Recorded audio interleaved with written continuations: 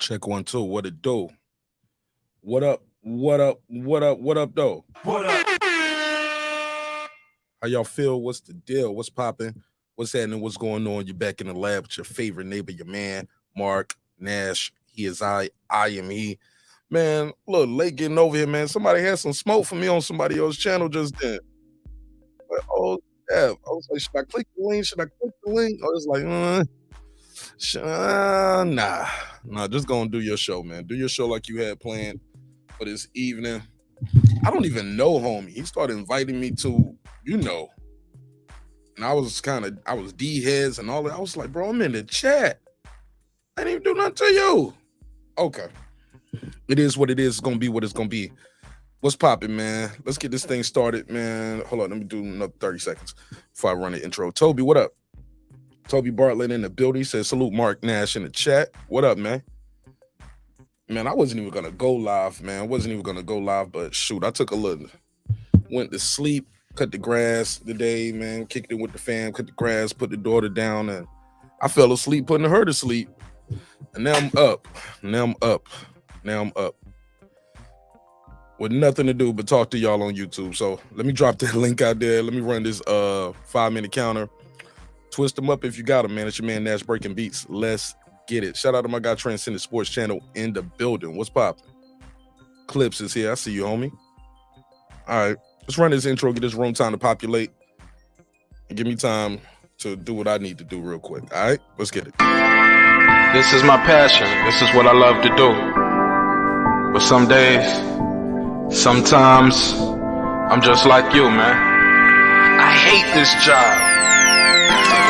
Damn, I hate this job. Damn, I hate this job. Damn, I hate my job. Damn, I hate this job. I'm just like you. Damn, I hate this job. Man, I hate this job. Man, I hate my job. From a good dream I wake, sun rays on my face, planning out my day, hoping this ain't the one that I catch a case. I feel so good, I feel so straight. My manager keep calling me saying, hurry up, you late.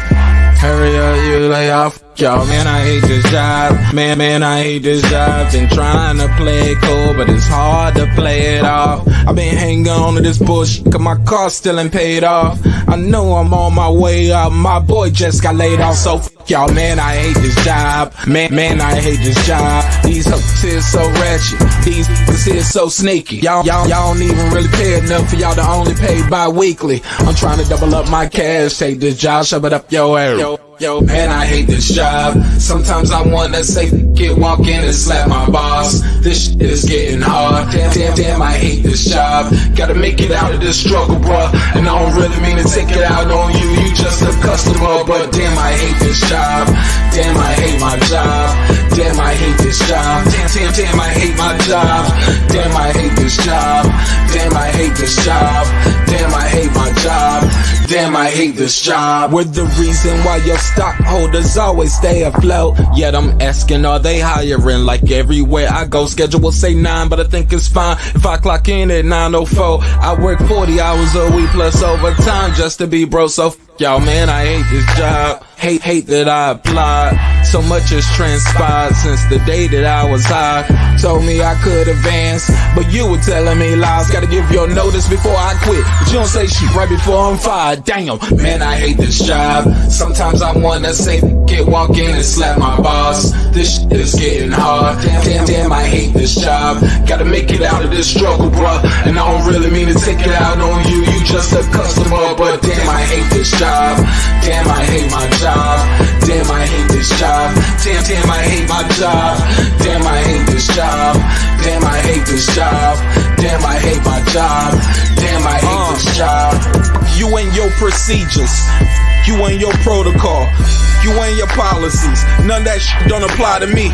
You and your quotas, you and your standards, you and your 2 sick days a year. Y'all niggas bananas. Wonder why the postman's posted with hammers, going postal with Popo on camera. His wage got him enraged, stressed out, it's hard to maintain. He flips the middle, grabs his.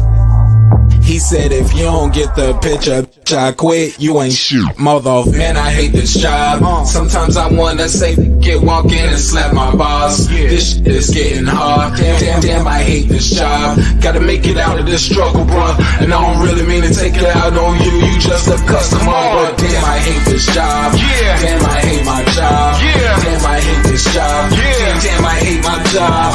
Damn, I hate this job.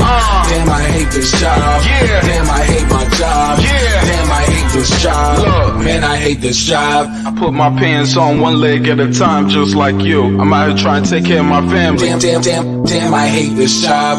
It's not always glamorous, for real, but I do what I gotta do for me and mine, you know? Damn, I hate this job. Damn, I hate my job. Damn, I hate this job. Damn, I hate my job. Damn, I hate this job. Damn, I hate this job. Damn, I hate my job. Damn, I hate this job. Damn, I hate this job. Damn, I hate this job. Damn, I hate my job. Damn, I hate this job. I'm just like you, nigga. Damn, I hate this job. Man, I hate this job. Man, I hate my job.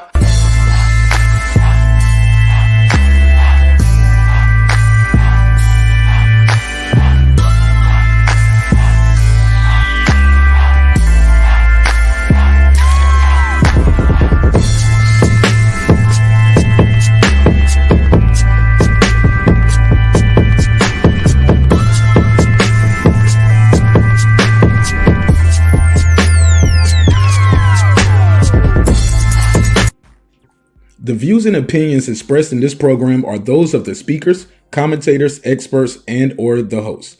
They do not explicitly nor necessarily reflect nor represent the channel's policy or the views held by the channel or broadcaster. The broadcaster or its channel cannot be held accountable for all or any views expressed during the program. Basically, if I didn't say it, don't come for me. You come for the person who said it. And please don't sue me for somebody else's words. With that said, let's start the show, motherfucker. This that squad sound.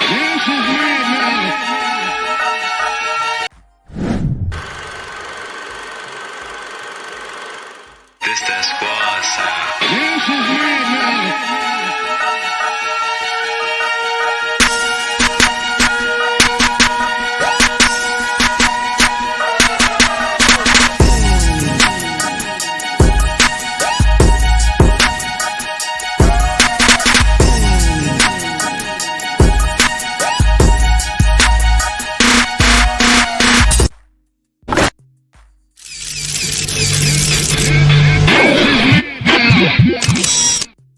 Yeah, man.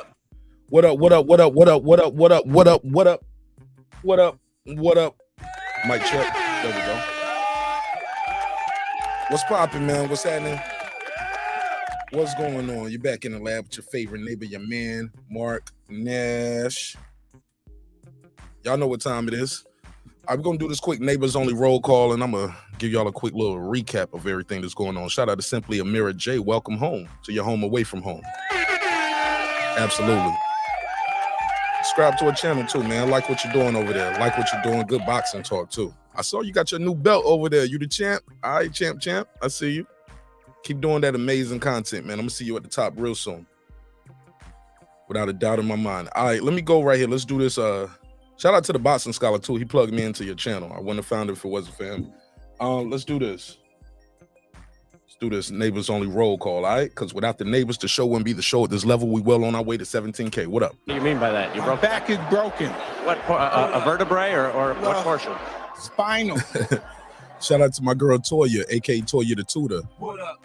The Brim Reaper, aka Stephen Brimley. What up? Kendall. What up? The Kids Back. What up? Johnny Goodman. What up? DJ. What up? D-Lo 404 Boxing. What up? Sean T, aka Big Sean with the strap. What up? Kansas City Mac. What up? On the mic with Terrence Bailey Sr. What up? Karma Serene with the Serene Saturdays. What up? Ace Retro. What up? That guy clips 330 What up? early. What up, gangsta? My sister Nick Rich is in the building. She's an architect. What up, gangsta? Aaron Parker, the shit starter. What up? Big Hove, I thought I told you. What up? Ben Adams. What up? Titus the Titan. What up? Taylor Bell. What up? Stephen Bateman, all the way in Australia. Mama, we made it. Down under. What up? What up, gangsta? Wanda Villa, the Rilla. What up? Transcendent Sports Channel, my Filipino brother from another all the way in Canada. What up, fam? What up? Fistiana Fights, she just might. What up? Jacob Sims, that's him. What up? Lady Shan Dundum season, my UK girl all the way in London town. What up? What up? Haplo, What up? Mike from Boston. What up? Patricia Shelton. What up? Miss Queen Sunkissed. What up? Rockman. What up? Beyond the Ring with Nonito and Rachel Donaire. That's 9-time champion, 4 divisions, on his way to 5, on his way to 10 titles, and on his way to the Hall of Fame. What up, gangsta? Shout out to the champ. True Media Today, USA Boxing. That's Coach Malachi Williams. What up, though? What up? Pudo. What up? Food Revolution, AK Foodie with the beauty. What up? KP from KC5. What up? Matt Wade. What up? Matt Wade got a dope single out called Papa Daddy. Y'all check him out. That's MATTWADE. What up? Ill Status Boxing. What up? Tank the Sweet Science Examiner. He's an architect. What up, gangsta? Beyond Above Media. What up? Pittsburgh T. What up? SF City Slicker. What up? I Know Boxing. What up? It's Mex. What up? Rider of the Storm. What up? Here to There. What up? Maddie Yoel. What up? Cliff Bailey. What up? Con Charnery. What up? Lisa Bell, She Never Fails. What up, gangsta? H.O. Deezy. What up? Cooking with Sir Senior. What up? Brandon Washington. What up? D. Bevel the champ. What up? And of course, the big fish himself, my good brother Derek Lincoln, AK member number 1. What up, gangsta? Love y'all, man, for real. All right. See what they talking about out here in the world of boxing and hip hop and manosphere and other things going on. Yo, before I shout out to everybody pulling up, William in the building. I see you, G Funky. My boy, the J Root. Man, what's up, Jay? Jay Root's there. I ain't seen you in a minute. I hope all is well with you and your family. Man, so look, I wasn't even gonna go live, yo. I was just sitting around minding my business. Just, scrolling through the YouTube streets, like my homegirl, Passionate Bliss would say. And man, oh man, somebody said that episode 10 of Power Straight Fight. Bro, I saw the leak already. I saw the leak a couple weeks ago. Pull up. What you think of it? And the link is out there too if anybody want to join the conversation. Make sure I got that phone line open too. But yeah, man, I was in the chat, man. I was on somebody's show and I'm listening. And I typed something in the chat. By the end of that, man, all I said was, wow, that's crazy. That's all I said was, wow, that's crazy. My man was like, and Martin Nash, you'll know it all. You'll know it all, Martin. Matter of fact, let me give him the whiny bitch voice, because that's what he had. Mark Nash, you a know-it-all. I can't stand you. I hate your content. Ooh, I'm gonna get you, motherfucker. I'm like, bro, I don't even know you. Like, who are you, my dude? It never heard of I've never heard of this dude before, man. That dude was coming for my head top. Pause. I gotta put a case on him. I was like, who is this dude? I don't even know this dude. He's Angry Man. Yeah, Angry Man had all kind of smoke with me. Keep whatever it is, bro. It is what it is. But yeah, they were still arguing about the Haney and Loma joint. I was like, bro, y'all still mad about this Haney and Loma fight? Damn, man, it's over, dog. Okay, he got robbed. You've been robbed. It happened and it's over, doggy.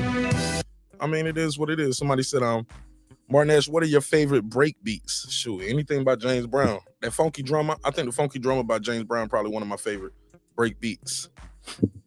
The Funky Drummer. It's been used a ton of times. Yeah. Somebody said, what's up? Thanks. It's all good, man. Much respect. Much respect to you, homie. I see Guapo in the building. He said, what's up, brother Nash in the chat? Peace to you, Guapo.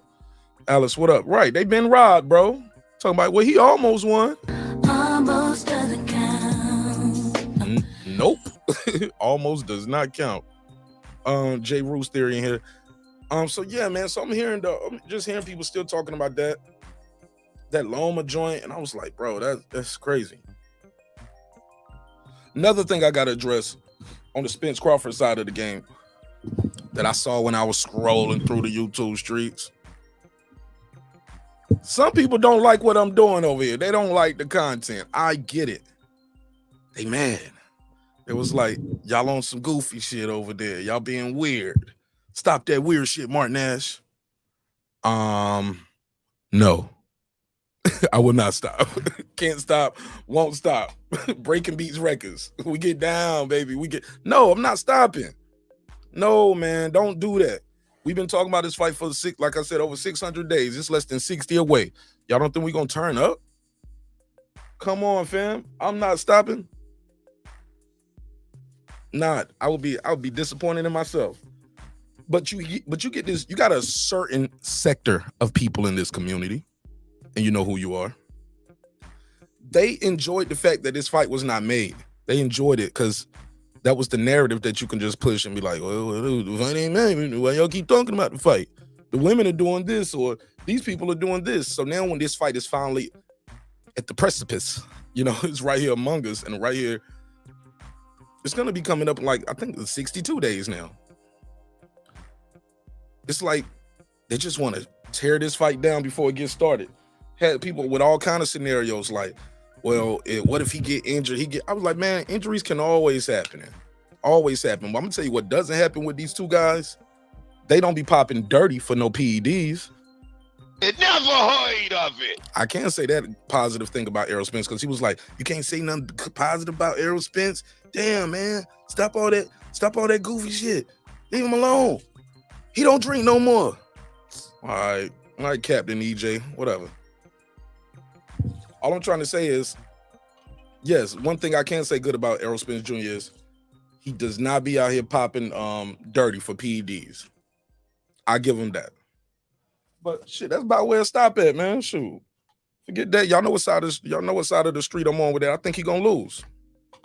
And that's my opinion. And you can have your opinion. I have my opinion, but in the words of Mano, we're not gonna continue to go back and forth about what my opinion is, right? My opinion is a fact. That's my opinion. You are entitled to yours as well, fam. And it's gonna be what it's gonna be.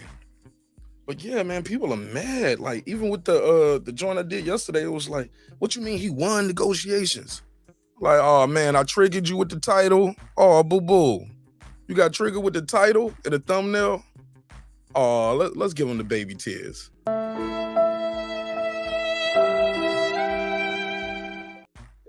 It's only entertainment. It's only entertainment. You should not be that affected by what somebody else do on their content. You know what I'm saying? Click the dislike button, leave it in the chat, bitch. That's about it. My man, he said the Haney drippers impeached the president is the honey drippers. He said the honey drippers impeached the president. Oh yes, that is another break beat that get used a ton. Absolutely, bro. Absolutely. I couldn't agree more. Shout out to Lisa Bell's in the building. Yeah, but they still mad about that. Shout out to Hot Rod in the building, bro. They still mad about that Haney and Loma fight, man. And when I hear the language being used with the vitriol, put a case on it, cause like some of that stuff, man. Let me make sure I got this plugged up. Man, some of that stuff, I'm like, oh my man. He called me I was Mark bitch, and Mark, he's like, yeah, Mark bitch. That's why your name is Mark. I was like, no, my mama named me this, dog. Like, I had no choice in what my first name was when I was born. Believe it or not, I had no choice. Yeah, my mama named me that, bro. It's all good. King Gage Math, what up? What up? What up, gang? Oh yeah, let me give you the drop. What's popping? Wrong one. What up, gangsta? What's popping with you, homie? Good evening or good morning, wherever you at. It's right at 1 o'clock. All right, cool. Talk to me, man. How was your day today? What did you think of the fights? Did you see Colin get put to sleep? Oh my God. He got put in the dirt. Nah, I didn't. I watched some older fights. The figure Sebastian. Oh yeah, Pandora. Yeah, Pandora. Yeah. Went back and watched that. Matter of fact, I was on the phone with Reg and I was rewatching that one. Then if that was the knockout of the year so far. Oh, it's a candidate, man. It's a candidate because he was losing that fight. Yeah, he was losing. Caught him with that roundhouse left. Stunned him. Took him on out. Put him in the dirt. It was a wrap. Yeah, Mike Conlon got knocked out. And Lara lost the title. Well, he'd already lost it on the scale, but I had already anticipated he was gonna lose today based off all the stuff that happened with him and Woods and the scale. just disappointed, man. Sometimes people celebrate a little too much after winning that first title. You feel me? Yeah. But go ahead. What's on your mind, man? I missed all your other lives because I had a lot going on, you know, outside of the YouTube streets. It's all good, man. I'm glad you're here now. Welcome home. Yes, sir. Hey, but just keeping the jokes rolling. Bud still drinking and smoking. He's smoking on Bud and he's drinking on Bud Lights. Never heard of it, nigga. Never heard of it. Yeah, he doing that. He doing that, man. But it's gonna be a good matchup, and I'm not one of the ones that want the fight to be off for no reason. You know, salute to both of them. They true champions. One got to win, one got to lose, unless it's gonna be one of them draws. But I see Spence. He should have being true to the word he was. He said, "Hey, he's not gonna leave until he get all them straps." He's been saying this since last decade, so I'm proud of him for that. And he stayed true to it. You know, he's gonna make a lot of us believers and true to the word. He gonna have to make me a believer, bro. Cause I ain't buying none of that shit he's selling. That boy getting cooked. I don't see a path to victory for him. Oh, give me your breakdown right quick. Actually, I do see a path to victory. I do see a path to victory for him. Like if Bud come in there like with that, this guy can't hurt me, and you know, like this guy's soft, this guy lost a step, he can't hurt me. Like he has to be. That's the way I see Spence winning. Bud gonna have to sleep on him. Yeah. That's what I was about to say. He underestimate EJ. That's what it sounds like. What you're saying. If he just going there. Yeah, you can't underestimate this guy. Yeah, why would he do that to him? I mean, once again, he went out the country to get a strap, came off an eye injury to get a strap, bought a Ferrari to get a strap. Well, that was after. So yeah, that was after. I mean, stranger things have happened, bro. And he doing a lot of talking, and you know these little smirks and jabs. I heard the press conference is going to be next week, man, on Thursday and Friday. I think Brim said it's going to be Thursday and Friday. They're going to do New York and LA. So I'm excited about it. I'm definitely excited about it. But yeah, man, sometimes people believe their own hype. You know what I'm saying? Who knows? Stranger things have happened in this sport. Yeah. Regardless of what Tyson wasn't supposed to lose to Buster Douglas. And they're not saying Errol Spence is the Buster Douglas of the welterweight division, but stranger things have happened, bro. Yeah. Yeah. You're right. Fondura wasn't supposed to lose to Mendoza, right?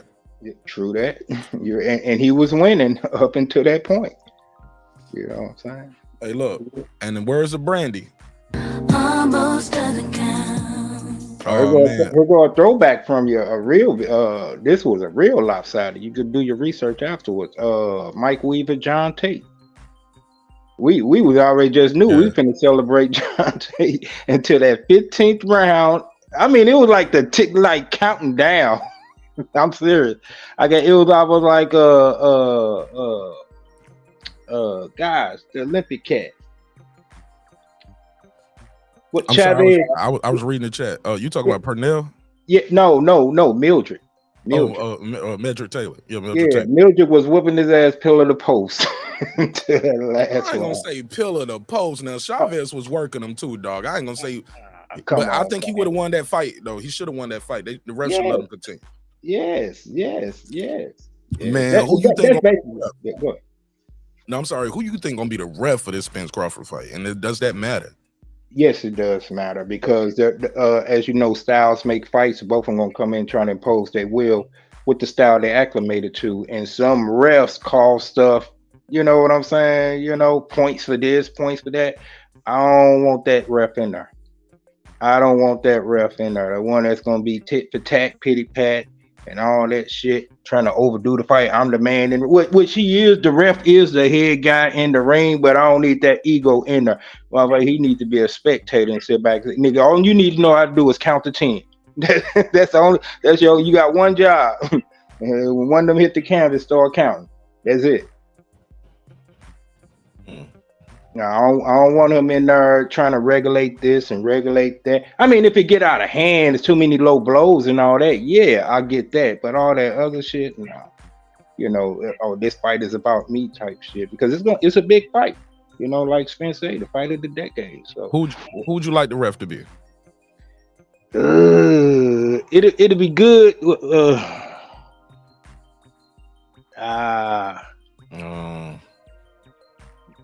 But we know who it ain't gonna be. Tony Cheeks. I'm gonna start calling him Tony Cheeks because he's ass, man. Tony Cheeks. What's the old boy name? I can't think of his brother, man. Bayless. Yeah, I think that's it. Yeah, that's him. Or Robert Byrd. Could be one no, of those. Bayless. He did damn, what was that fight? Yeah, but it's Bayless. That's who it is. I'm trying to think of one of his most memorable fights. Somebody got KO'd. And he was looking like he wanted to jump in. He was doing the double dutch and shit, but he was letting the action go. He was like, it looked like it's too much, and he just held out a little bit longer until that final blow just took his ass out. And he was like, okay. Oh, are you talking about Crazy Eyes? Wilkes from New Yeah. York? Wilkes, yeah. Yeah, Clips, that's what we calling them now, Tony Cheeks, bro. Yeah, and like I said, that Roley decision, that Roley stoppage was way worse than this quote unquote Devin Haney robbery or Lomachenko robbery, but and why is she still calling it a robbery? I know other people doing that. You better than that. You know that wasn't no robbery. Who, me? Yeah. No, I said whether you call it a Devin robbery, Loma robbery, I don't think it was a robbery. Okay. I thought it was a hell of a fight. I thought it was a close fight. I was hyping the fight up like crazy before, and I was telling people, man, y'all need to support this event. This is a compelling matchup, and this fight actually matters. And like we was talking about last night, it was a lot of people got something to say about the fight. They didn't even support that event, man. They didn't support the event leading up to it, didn't support it afterwards. Dundada, what up? Yeah. Dundada said Lomachenko robbery was worse than Barroso fight. I don't know about that. Barroso was winning the fight and the referees stopped it, bro. I don't think that's the same, but that's your opinion. You click the link and voice your opinion. It's all good. Yeah, we not gonna go to you. We know what we saw, but it backfired on that. Now you got to fight Shakur. But before the night get on, I don't know how long you're gonna be. Is you gonna do a marathon tonight? Man, I don't know what I'm doing right now. I don't even know how I don't even know why I went live, man. Yes, you do. I'm gonna tell you why. And you know when you hear my voice and you hear it come out of my voice, you can put $1 trillion on it. Guess what I'm gonna do for your neighborhood? What you gonna do, OG? The fight's on me. Okay, you gonna get the fight. Okay, look at that, nigga. I ain't getting none of that shit. No, I'm thinking about going out there. I don't know if you missed that episode. They trying to get me out there to Vegas, man. I got the ticket, and I got 1 day for the hotel. So I need like 2 more hotel days. But other than that, yeah, I'm probably gonna be in Vegas for that joint, bro. Oh, okay. And I'll probably be if I don't get a ticket for the fight, I'll be doing a fight party live from Vegas, though. We'll still be covering it and watching the fight. Oh, okay. But I'm gonna be in Vegas though. M Stacks, what up, fam? Where you gonna be at the Bellagio? Shoot, man, I might be getting bed buzz at Circus, man. Put a case on it. I don't know where I'm staying at yet. Yeah, just keep me updated. Okay, you thinking about going out there? I don't know. My nephew, he just had this party back out there in March and all that. You know, outside the Strip, Vegas. Vegas ain't my cup of tea. You know, a lot of distractions. Yeah, it is, man. It'd be cool to go out there to see Reg, you know? Yeah. You met Reg yet? No, I haven't. We just talk a lot. We talk almost more than me and you offline, for real. Yeah, Reg, all right. I met Reg out there. Yeah, I saw that episode. Yeah, I like to do those, man. Like the pull up and then just go live. But I think I'm gonna be meeting Champion Hart. Like I might, even though I have a room there, I might leave the hotel, go to D Bevel crib, and do a fight. You know, do a live fight call party right there with D Bevel, Champion Hart, and his people. You know what I'm saying? What you hoping to get like a press pass, get some questions in, some raw footage? Yeah, I'm applying for the credentials, but even if I don't get it, you know, I'll still be around for the, you know, it's gonna be a lot of people walking around, so might do some, you know, at the weigh-in. I want to be there for the weigh-in and all of that. So I'm trying to go from Thursday. It's like Thursday, I land Thursday. So Thursday, Friday, Saturday, Sunday, and come back Monday. Check out Monday and come on back. So you got your way all the way there, and I got my way there, got my way back. I'm just trying to get this hotel thing situated for these 4 days. Well, what, Thursday, Friday, Saturday, Sunday? Yeah, 4 days. All right, 4 days. All right, man. Yeah, man. So I'm pricing these hotels, seeing what they looking like.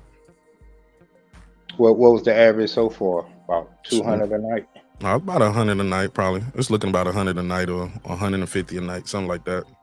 I think you better get it now. If it's in that range, 100, 150. No. Actually, I haven't verified that 100. Not Centos. So Shelton Moore sent me a link and telling me like he found a place where he was looking and he said, man, it's about $94 a night with my military discount, because I get that military discount. You know what I'm saying? Oh, yeah, sure. Shout out to Uncle Sam. Yeah. Now, how far is it from the venue? From the I didn't look that up yet. I haven't looked that up. Yeah, because then you got to factor in transportation as well. Right. But I left and right it, man. I want to stay somewhere close enough to it where I could just walk down there to it. Somebody said DS whoop Scrappy ass. What Scrappy do ass? He splattered him. Yo, some people said that was a robbery too today. Yo, it was some crazy fights today. M Stack's in the building. OG Warren is in the building as well. What's up, family?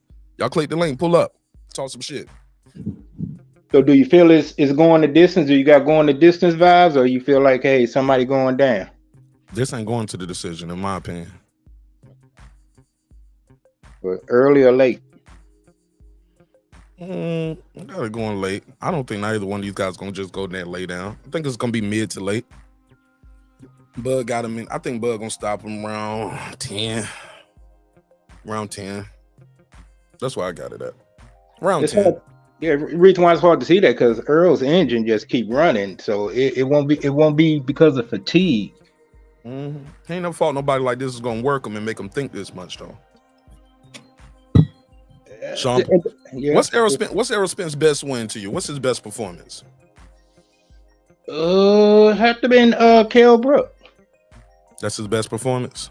I would say because of all the things you got to factor in. That's why That's why I would say he looked more impressive against other opponents, but factor in he had to go there, get himself acclimated to a whole nother country, different time zone, yada yada yada, in somebody's backyard, whole country against him. He did that shit. Shout out to my guy. Yeah. Shout out to Sir Senior. Hey, we got OG Warren in the building. What up, Warren G? Man, hey, salute to you, Mark, man. I hope you and your family are doing well. And salute to the brother on the panel. I didn't get your name, brother, so no disrespect. Salute, bro. King Asia Mass, what's your name? Warren G. All right, Warren G. Salute, King. Likewise, brother. On the real. So I hear you planning on going to the fight, huh? Yeah, man. I think I gotta be there. Like the audience said I need to be there. They was like, Mark, you gotta go. And so far, like, people are supporting me to get me there, so they're gonna sponsor the event for me. Like, I got the flight. Like I said, I got the flight. I just gotta make sure I got somewhere to stay for the next 4 days. And I got 1 day of hotel. I don't want to be out there like on the street though, looking crazy, nigga. So you looking into Airbnb? Nah, I'm looking to stay somewhere on the strip so I can just walk to the event or walk to wherever they doing the weigh-ins at and all that stuff. Oh, okay. So damn. Or I can either Uber, something like that, but it ain't gonna be a lot. Yeah, I want to be right there on the strip, bro, and keep it moving. I got you. Shit, I plan on having me a fish fry. Indeed, as you should. As you should. Yes, sir. Big. I already got with grocery shopping just for that purpose. Call all my family over. Have me a little fight party over at my house, bro. What you gonna have? So what you cooking? Tilapia, some catfish. Cat. I'm gonna cook cat, and I'm thinking about getting some perch. Okay. I went and got some cat today. They was on sale. What I'm doing is trying to catch it on sale while. Oh yeah. Hey, look, they're gonna run out of fish all over the country on that day, July 29th. Everybody gonna be cooking fish that day. It's gonna be a National Fish Fry Day. Put Yes, a sir. case on it. I already declared it. I start pushing and going on tour for National Fish Fried Fish Day and spades. You know, bring your cards. If you want to play with the dominoes, bring those too. Shit. Hey man, we was asking. Shout out to my guy, Big Texas in here, TWT, the winning team. I see y'all, man. Y'all keep doing your thing. Warren, what's Errol Spence best win? Terence Crawford best win? What's their best performance? I would say just over their entire career, right? I could judge over the entire career or just the 147. I mean, that's what. However you wanted to go. Okay, so I think the Gamboa fight was his defining moment for me. Listen, go ahead. You know, Earl, I would have to say, Kell Brook on how he squeezed out that towards the end. He ended up getting the victory because I had him down. I'm being honest. I had him down on the scorecards up until a certain point. I had Carol Brooks outboxing him throughout the fight. Okay, I think. Go ahead. I think. But at 147, the same thing. Oh, okay. At 147, I had Terence Crawford. I would say Sean Porter. But people probably would think I'm crazy for saying Abenesian fight, but I thought that was just a masterpiece, man. Just the way he set dude up. I mean, the way I could clearly see the sets up. As it was just beautiful. I guess that's what I want to say, man. That shit was classic to me. What? Hey, King Gage Mav, what was Errol Spence's worst performance and Bud Crawford's worst performance as well? Now that's a difficult one because EJ probably Ugas, I don't know what he was thinking about, with the mouthpiece incident. I'll say that was probably his worst performance. Crawford, it's hard to say because even though he done got legitimately clipped several times, he shook it off and showed that extra gear he got, against those opponents. But if I have to say a worse one, it was his best and his worst, because you remember them first 4 or 5 rounds in that Gamboa fight. Gamboa was he was giving it to Bud. He was giving it to her, had them braids or dreads or whatever he had in his head bouncing everywhere. And I was like, damn. I remember sitting there watching that. What fight? So, the Gamboa fight. Crawford ain't had no dreads. No, he didn't have dreads. Yeah, he had the low cut. Oh, okay. When was the last fight he had when he had them plaits on? Somebody was banging him in that fight. I can't remember, but I don't remember the last fight he had it. But shoot, I ain't never really seen Crawford just be in there getting beat up by nobody, dog. The dude barely loses rounds. No, you go score that fight. Gamboa won them first 4 rounds. Yeah. I would say that was his worst performance, but it's also his best performance. So, because right. Gamboa was doing good when he switched. When Crawford switched to southpaw, Gamboa was getting that shot in. I think straight right, and that loop. It was was a looping right, and they was like I would never forget the watching that live. I think it was Roy and Max doing the commentary, and they was like, he need to switch back. This ain't working. And yeah. It ended up working for him. Go ahead. So I say, that was his worst performance overall. But at 147, believe it or not, I say against Porter, until he took Porter out, I had Porter up on the cards. But I kind of like saw the end coming from Porter. Porter didn't know how to capitalize. He ain't had it, he was like, I shot my wide. This the best I could do. So, he just at Crawford's mercy. You said mercy? Yeah, he was at his mercy. He ain't have nothing else. He ain't have nothing. Oh, okay. I would say Mean Machine, not because he stepped away from what he traditionally likes to do. You know what I mean? Instead of boxing, he went in and fought and was fighting with. It was a different style. So to me, that I thought that was his worst performance, if I had to say. And Errol Spence, I would have to say, Ugas was his worst performance to me. Shit, I thought he won most of them rounds. I thought Sean Porter was getting with him though. Sean Porter might have been, and he might have been getting with Sean. Sean Porter might have been giving him more fits. But that Ugas. Why you said it? Because of that lapse in concentration when he was looking for his partial.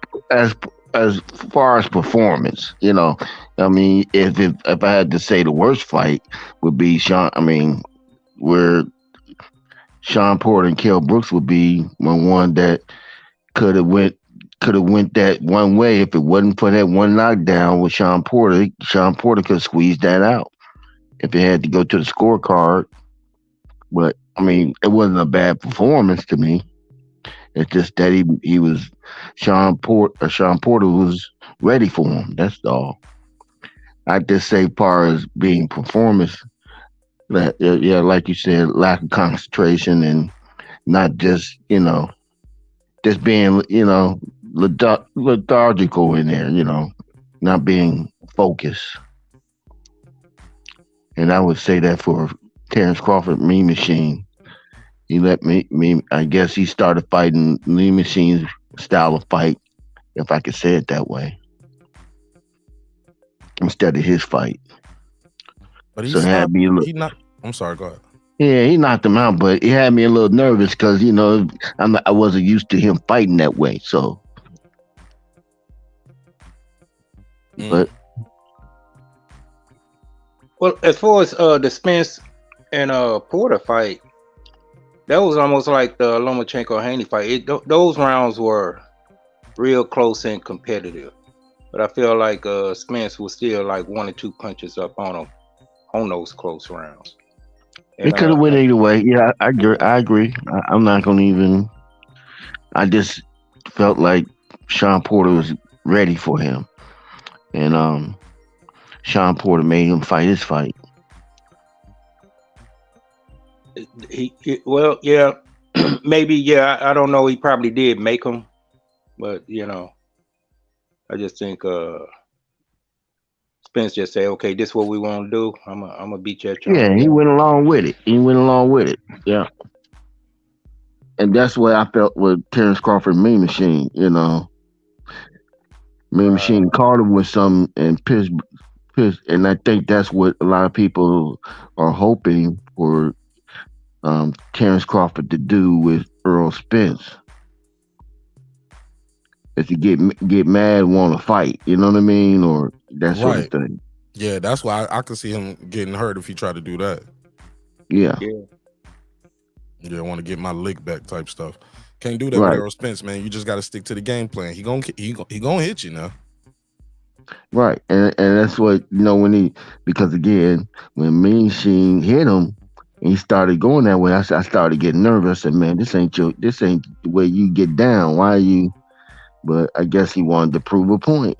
Yeah, because plus keep in mind, if we talking about he on a knockout streak record, you don't think he knows it? Yeah, he knows too. He knows he on that knockout streak, but also he knows people will look at him like they said, "You light in the ass, you ain't big enough, you ain't strong enough here." So I think he wants to go in that ring and make a statement every time he's in there. So. Yeah, if you don't belong in there, I'm getting you up out of there. And he's trying to get these guys out of there. So he does get hit more than I like him to get hit. So I hear the new narrative now is Bud doesn't have any movement no more. He don't have his legs. And Yeah, I don't know where they believe getting that that's true. from. They was like, well, look how he fighting now. I said, no, he's sitting down on his punches. He trying to stop the guys. He walking towards them, walking them down, or, you know, setting up the shots. He's not fighting like how he fought Postal. You get what I'm saying? And looking back, knowing what we know now, he probably could have got Postal out of there. He dropped him twice. He probably could have got him out of there if he fighting how he fights now. So I heard him saying, like, yo, I feel meaner. I feel stronger now at 147. I don't have 100% knockout ratio for nothing. I was like, oh Lord, don't do that. Don't fall into that, man. Just win the fight. Just win the fight. My man was like, I don't have 100%. And then I heard Errol say something like, everybody know when I come into there, I'm stepping or something like that. I'm stepping or something. And I was like, as in I'm coming towards you. And he said, and I hope he does the same, i.e. no running around. Whenever I hear dudes saying, don't be doing all that running around, and I'm like, you got a problem with lateral movement. You got a problem with the movement. But he didn't say that though. You know, he said, I'm stepping, and I hope he's stepping too. So, and I agree, man. This is a big fight, man. This is an important fight too. Oh yeah, it's a legacy fight, definitely. But adding to that, not just for them, for the whole division, the history of the division, I believe too. Oh yeah. They got big shoes to fill, very big shoes to fill. Now, segueing into that, and I still want to do a breakdown of the fight, but just as we talking about the history of the welterweight division, where do you put this fight? Both of y'all, Warren G and Mark, just real quick. And in comparison, historically of the welterweight division, where does this fight ranks as in importance, legacy?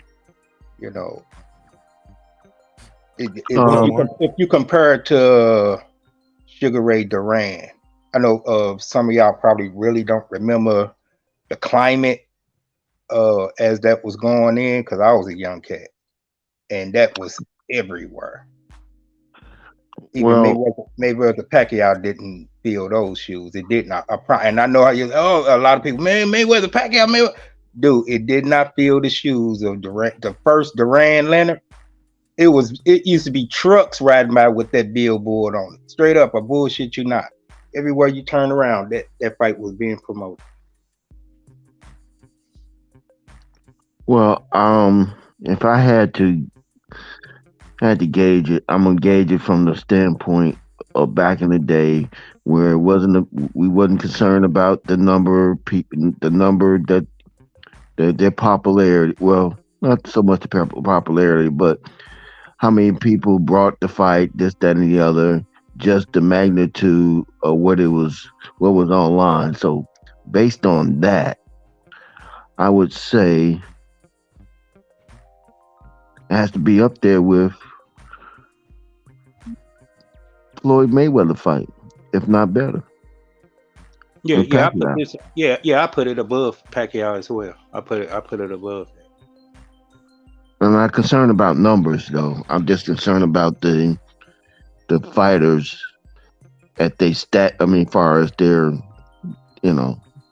status in the division, as far as how, what type of fighters they are. So if I could say it that way, yeah, I would say Mayweather Floyd. It still remains to be seen if it. I think we won't know. I won't know to compare it to like Hager and Hearns and nothing like that until the outcome of the fight. Now I could say, yeah, that was like, Yeah, but right now I guess we just got to gauge it as the build up. How it's resonating, in the community with the, the fans and all that. I think they starting off with a banger. I really, the whole YouTube community, every time you scroll down YouTube, isn't something that's talking about Errol and Terence Crawford. So, and you got it on one of the biggest platforms at ESPN. Max Kellerman, and even Stephen A. Smith, his crazy ass, has brought them on their platform, and then they're talking about going to the mecca of media is in New York, and then they're gonna take a trip up west, so on the West Coast. So shit, I'm pretty sure you're gonna hear them on whatever that show is in New York. Charlemagne the God, I forget the name of it. Oh, the Breakfast Club. Yeah, I'm pretty sure they gonna want a piece of that. They got a big platform. They was just on me. Terence Crawford just on $1 Million Game. They got a big platform, so they putting it out there though. So Yeah, it's up there. I rank it up there. I will put it like second of all time. Yo, let me play this one right here. Let me play this clip. This is Bud on $1 Million Worth of Game. Check this clip out. Let's react to it. At one point in time, you know what I mean? At one point in time. He was cool one point in time. Like, me and Charlo was cool. Like, his brothers, all that, you know what I mean? Like, I always was cool with this guy. Him, his twin, and his older brother. But, like, for some odd reason, once I moved up in weight and, you know what I mean, started calling out Spence and, you know what I mean, that's his stablemate. He jumped in it. Like, dude, you know what I mean? Mind your business. Stay on the sideline. You can be like, man, Spence my guy, you know what I mean? But I'm cool with Bud, you know what I mean? I'm going to let them handle that as men. You know what I mean? Don't be, Spence going to knock you out. Oh, you know, man, we smoking Bud over here. Like, doing all that girl stuff, man. We don't do that shit. Like, just like Broner. You know what I mean? Broner, you know what I mean? He kept it G. I got to respect him. Like, you know what I mean? I'm cool with you, but I'm more cooler with Spence. And, you know what I mean? I believe Spence going to beat you. Like, he told me that to my face. Yeah. But he not going on, you know what I mean, social media. He not Terence Crawford. Man, Terence Crawford. Man, Errol going to knock him out and doing all that other extra stuff. And then, you know what I mean? So he got to see you. Yes. He was cool. Woo! Ooh, that Yes. yes was emphatic. yes.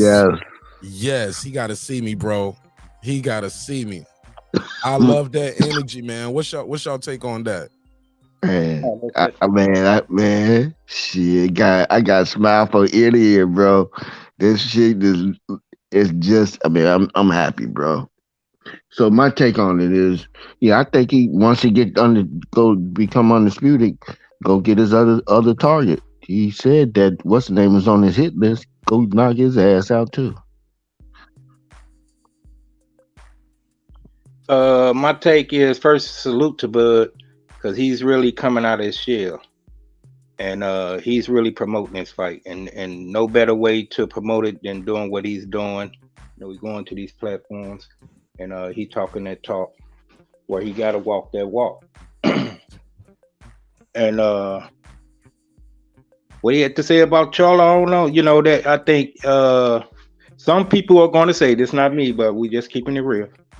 You only signed a 2-fight deal, and then it's supposed to be a rematch clause in it. So how is you going to get to Charlo like that unless, you know, if you Sign another deal? Well, true, yeah, and that would be almost too much like, right, yeah. They say, okay, sign it, you know. What you mean that'd be like too much? Why is that? Because if he's, they'll definitely do that if he's been successful in those other two and honor the contract, especially if the events do well. Why would they not make him another deal? No, when I said too much like right is, and that's how I would draft it. And usually, you know, when you draft things some way, it might go like that, but then it's something that, you know, out of the universe that'll throw it off and all like that. But I mean, hey, if we just gonna say if he win this fight, I will hope Spence say, you know what, shake his hand. You was the better man. Now you got to go. You want to go up to 154? We see you up there, and he get a shot at Charlo. And then Spence could get the winner of that fight. So we might not want to see them fight again after what happens on the 29th, bro. It might be that bad. They'd be like, man, I ain't paying to see that shit again. Well, PBC is now officially and has rebranded themselves as being Premier Bud Crawford. He is their top number one pound for pound boxer. He is their best boxer that they have on their stable at this point in the game. Overnight. Premier Bud Crawford, PBC. Yeah, so it Coming to make you you wonder soon. why he didn't make that move in a long time ago. We could have Because been here. Look, he didn't want to sign a long deal. It was a lot. He wanted a guarantee. It was a lot of things going on. We know that. We ain't got to revisit that. Like, the man wanted a guarantee. He got a guarantee now. He didn't want to fight. He didn't want to sign a long fight deal with other people. I just want to fight Errol Spence. I think if he had it his way, it would have just been a one fight deal. One shot, one kill, one thing for it all. And then it was a one-way rematch. So then we got, all right, well shit, we got a two-way rematch then. What the hell is going on here? Just to make sure it's on the up and up. So you can exercise a rematch, I can exercise a rematch. So I think that's fair. Yeah. But I think it'd be more significance if he won. Chasing history, you will be undisputed in 3 different divisions. He got to get right to it though, because he is getting older. He can't go over there at 154, fight 2-3 fights. Nah, next fight. Let's go. No, because we know the politics and in boxing. So again, that's why it's called Premier Bud Crawford now. My man said, "No, promoting Bud Crawford." Yeah, Al Heyman, make him a star. Al Heyman. They said Al Heyman can make you a star, right? He need to go to Al Heyman. Well, he over there now. Let's see if they can make him a star. They finna feed him. They finna feed Charlo to Crawford. Watch. Well, that's gonna be a big money fight for Charlo. This is probably gonna be without doubt be his biggest payday. Unbiased fan, Right. What up? What's good? What's good? Same old mess, different day. I actually got some sleep. That was funny. PBC stand for promoting Bud Crawford. That's a good one. That really is a good one. That's just Premier Bud Crawford, but No, hey. somebody else said it in the chat. Oh, okay. Somebody in the chat. I don't know if you can see the screen while I'm. No, I'm on my phone, so okay. Yeah, I can see it now. I can see it. Okay, yeah. Yeah, but go ahead, unbiased fan. Yeah, I got a chance to see that clip when I woke up. Again, him talking about Charlo. Yeah, I think it's fitting. Again, I like his energy, man. I really like his energy going into this. I think I can like both of their energies, to my opinion, It's like a cocky confidence from Bud and a calm focus from Spence. I just like the energy from both of them, in my opinion. Yeah. I think Spence energy is focused on trying to get that weight down. He already said he does it, he get in a bad mood when I think Spence is already down to like 150. I think Spence is already almost at weight. I think Spence is probably gonna be. I think he's gonna be more ready than he's ever been. Just to be honest with you, he's gonna have to be. Absolutely, but I don't even think he's really. He's not gonna do a fat camp this training camp. When I saw him, the last picture I saw of him, he looked like he was already down to like low 150. So I don't think he got to shed no more than 5 to 6 pounds max. I think he's already almost there. Oh yeah. Yeah, he should be. He been training for prior to this. Well, he probably didn't train for a little bit after that accident, and I think that's when he probably put a couple pounds on. But I really think after like March, April, he started training again.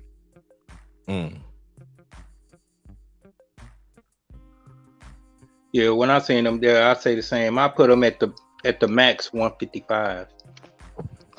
Well, I want to say a shout out to both of them for getting in the room together and they resolving their issues and getting this fight done, man. Because I'm happy. I'm super happy, bro. We need this shit. One thing to point out too, and I'm sure that the overboard Errol fans, well, those are Errol-sexuals. Spence confirmed that Al Heyman was the hold up on the fight. How so? I'm giving the fans what they want. I wasn't going to take any other fight but this fight. They were trying to force feed him Thurman. Yeah. Oh yeah, he did. Thurman even said that we was trying to put the political squeeze on Spence. He said we. Yeah, Spence stood up to Al and the people in charge and said, "Hey, I'm not fighting Thurman. F Thurman. I want this Bud fight." Because if he had fought Thurman, that pay-per-view probably would have did crappy because people would have been pissed off.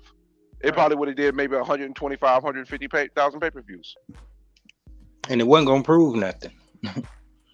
Thurman knew he didn't have no chance with Spence 7, 8, 9 years ago. When Thurman need to do something. Boy, that's a sad case right there in boxing right there, ain't it? Yes, it is. I mean, fight Ugas, fight somebody. I mean, just Boots fight Ennis. somebody. He could fight Boots Ennis on the undercard. On this undercard. They ain't announced the undercard yet. Yeah, I thought they did announce the undercard. interim. They didn't officially announce it, but it's already like out there. What's out there? What the undercard is most likely going to be. What is it gonna be? I'm curious. That's why I'm asking. All right, hold on 1 second. I'm finna tell you. I got. Let me go to my. My phone is fully charged. Let me go back. Let me go back to my Premier Boxing thing. I can go right here to their site right here. Boom. Got that pulled up for you. Boom, boom, boom. Fight details. Well, nah, that's dead. Oh, do they got the undercard right here? Nope. Nope. It's not been officially announced, but it's been definitely heavily rumored. Sources say. Yeah, sources say. Well, they know. I think we know Pitbull Cruz is on the card. We know Pitbull is on the card. Because somebody was calling him out. I forget his name. Oh, he was saying I got y'all probably on the next 30, 40 seconds because I'm on my Twitter right now just to go get it. Cool. All right. But look, everybody was saying he need to sign with PBC. They're gonna make him a star. Let's see if they can make him a star, man. Because there's no reason why this kid shouldn't be no star, man. No, right now he's shining bright, Mark. I mean, look at all the promo he's doing now in just these past 72 hours. This is the most you heard of Bud leading up to it. And it seems like Al Heyman behind the scenes is moving him to these different got the microphone in his face, Yeah. Are you ready, guys? Yeah, go ahead. All right, so this is the most likely undercard. They're saying Isaac Cruz versus Giovanni Cabrera, who is undefeated, 21-0 with only 7 KOs. They're saying Subriel Matias versus Sergey Lipinets, but I've been hearing it's a different opponent. It's not Lipinets. And then Jesus Alejandro Ramos, who was a really talented prospect, and it's to be determined who he's going to be facing. So it's all Hispanic fighters? Right. Hmm.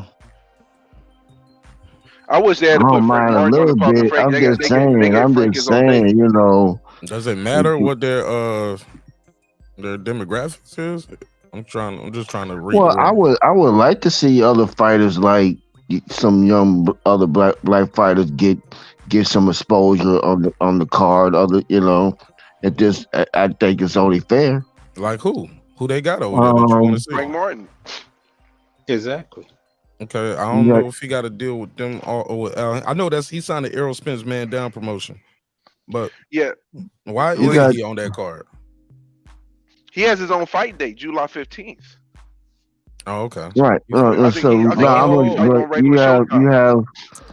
So Cold. I got a rumor about who's going to be on that day too. What else going on? I think that might be at the Cosmo, and I can't say who, but I got a little birdie might have told me a couple things. You talk about Frank Martin's fight? Yeah. Ooh. I would think that you would want. Yes.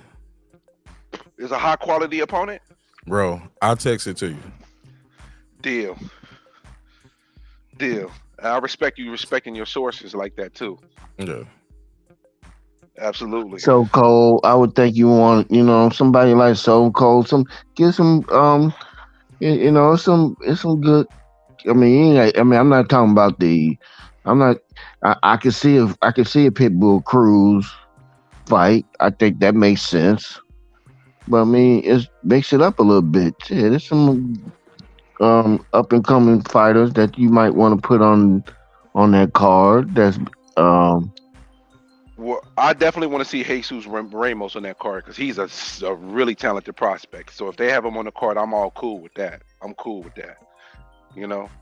not expecting the card to be out of this world. I mean, the two fights that I would have liked to see, I thought would be, Well, yeah, really they, feasible.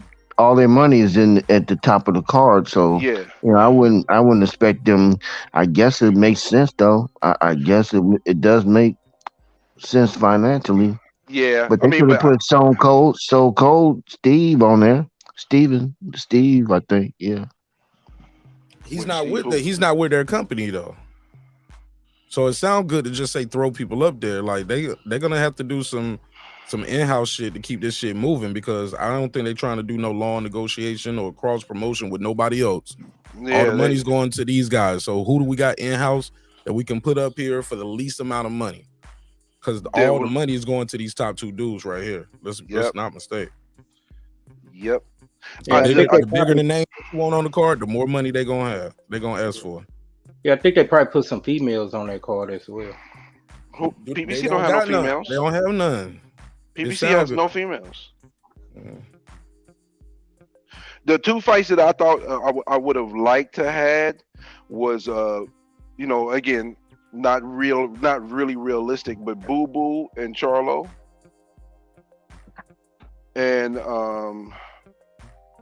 well, Charlo's not even in any condition to do anything right now, right? Yeah, I think I'm off. I'm looking to see what fights I had said. It was two fights that I felt like could have been possibly realistic to add to the card. They could have gave Thurman some money. Nah, Thurman won't too much. Well, Thurman took a pay cut against what's the name? Against who? I think he made under $1 million against. Yeah, but that was him. That was him thinking he'd take that fight so he can get the Spence fight. He ain't gonna do that again. I don't think he's gonna do that again. And when you say Charlo's not in condition, you what you talking about, the one with the hand hurt? Yeah, ain't that dude? No. You talking about the older brother? We talking about the two that are inactive. Oh yeah, well yeah, he'll take right now. He'll take a little bit of change. These were the two fights that I thought would have been good to add onto the card. It might not cost as much to get him on the table. I mean, These were the two fights that I was looking at. I said, hey, if they could make this happen and put it on the undercard, it would be phenomenal. It was going to be Boots versus Crowley and Morrell versus Andre. That was the two fights. I would say Boots Thurman and Charlo McGee. Now McGee is a different company. You got, again, that's not happening, and Thurman's going to want too much money. I'm thinking just like financially realistic. Boots versus Crawley is realistic because they can pay Crawley $200,000, give Boots $850,000 because he's going to get on there, and that's only $1 million added. Morrell and Andre's going to probably take a pay cut to get onto that fight. Morrell, they ain't got to pay him an arm and a leg to be on that card. I thought those were two of the most realistic, higher end fights that could have been on the undercard for the event. Because you got to remember, it's so top heavy. They're not going to shell out another $4 million for more fights. Maybe $2 million maximum. And I figured those fights could potentially do it. Getting Thurman on this card is pretty much impossible because Thurman's not going to take no less than $3 million. That would be like up front. If he just take a percentage on the back end, they stack the card, make it attractive, and hey, you get it off the pay-per-view buys. I could see it working like that. But then that's once again, that's not a gamble, but nevertheless a small risk factor. I just don't see that with Thurman. I just don't see it. I don't see any way Thurman gets on this card. Absolutely not. And I wouldn't put him up there neither. Thurman can be a main event somewhere by itself. I wouldn't put some of these guys that you guys are talking about that can be like a main event, like a Charlo, a Thurman. These guys can be main events on their own. What do you think about the two fights that I said? Boots versus Crowley and Morrell. Boots gonna want more money than what they're gonna probably want to dish out for him. I figured if he would take just a flat $1 million. We ain't got no meal for you right now, boy. Take this 500. I just doubt that. I just doubt that, bro. He's gonna take that. Crawley would probably take only to like 250. And understand this: why would Boots fight anybody for anything when he automatically is the IBF interim champ? He got a mandatory slot. Somebody gonna have to fight him or drop the belts. Boots ain't about to fight nobody, bro. Boots got to get in the ring, bro. Listen to what I'm just telling you, though. He's the IBF mandatory. He got that belt. He did all of that petitioning. So Spence, after whoever he fight, and this rematch has to happen by the end of the year. So whoever ends up with that IBF at the end, after this, they got 120 days to fight Boots or drop the belt. So you saying Boots gonna wait till 2024 and then just take the belt? Boots just fought, and he can sit on the shelf, just stay in shape, keep working out, and he will be the IBF champ they both fight this year, and I think they're gonna drop the belts immediately. I don't think they're gonna hold the belts. They're not. I think by the end of this year, he'll be a champ because whoever wins this fight, or who wins both of them, gonna drop those belts and go up to 154. That's kind of crazy. So by the end of the year, Boots will be getting that IBF belt from somebody. That's crazy. He needs to fight. I mean, that's what you say, but I'm telling you, you get in those positions where you can sit there for a second. And he just fought, right? When did he fight? Like in January? Yeah. Yeah. He can, So, he can stay in shape and sit around and wait for that title, and they just gonna hand it to him. Right. So, Mark, you think if Bud win, he's going up to 154 also? Yeah. Why not? Yeah, it's in the contract. Nah, that's not in the contract. He got It's a not- I two-fight. thought He got I a thought 2-fight deal, and that's both of those fights are with Spence. It's this one and another one with Spence. 2 fights.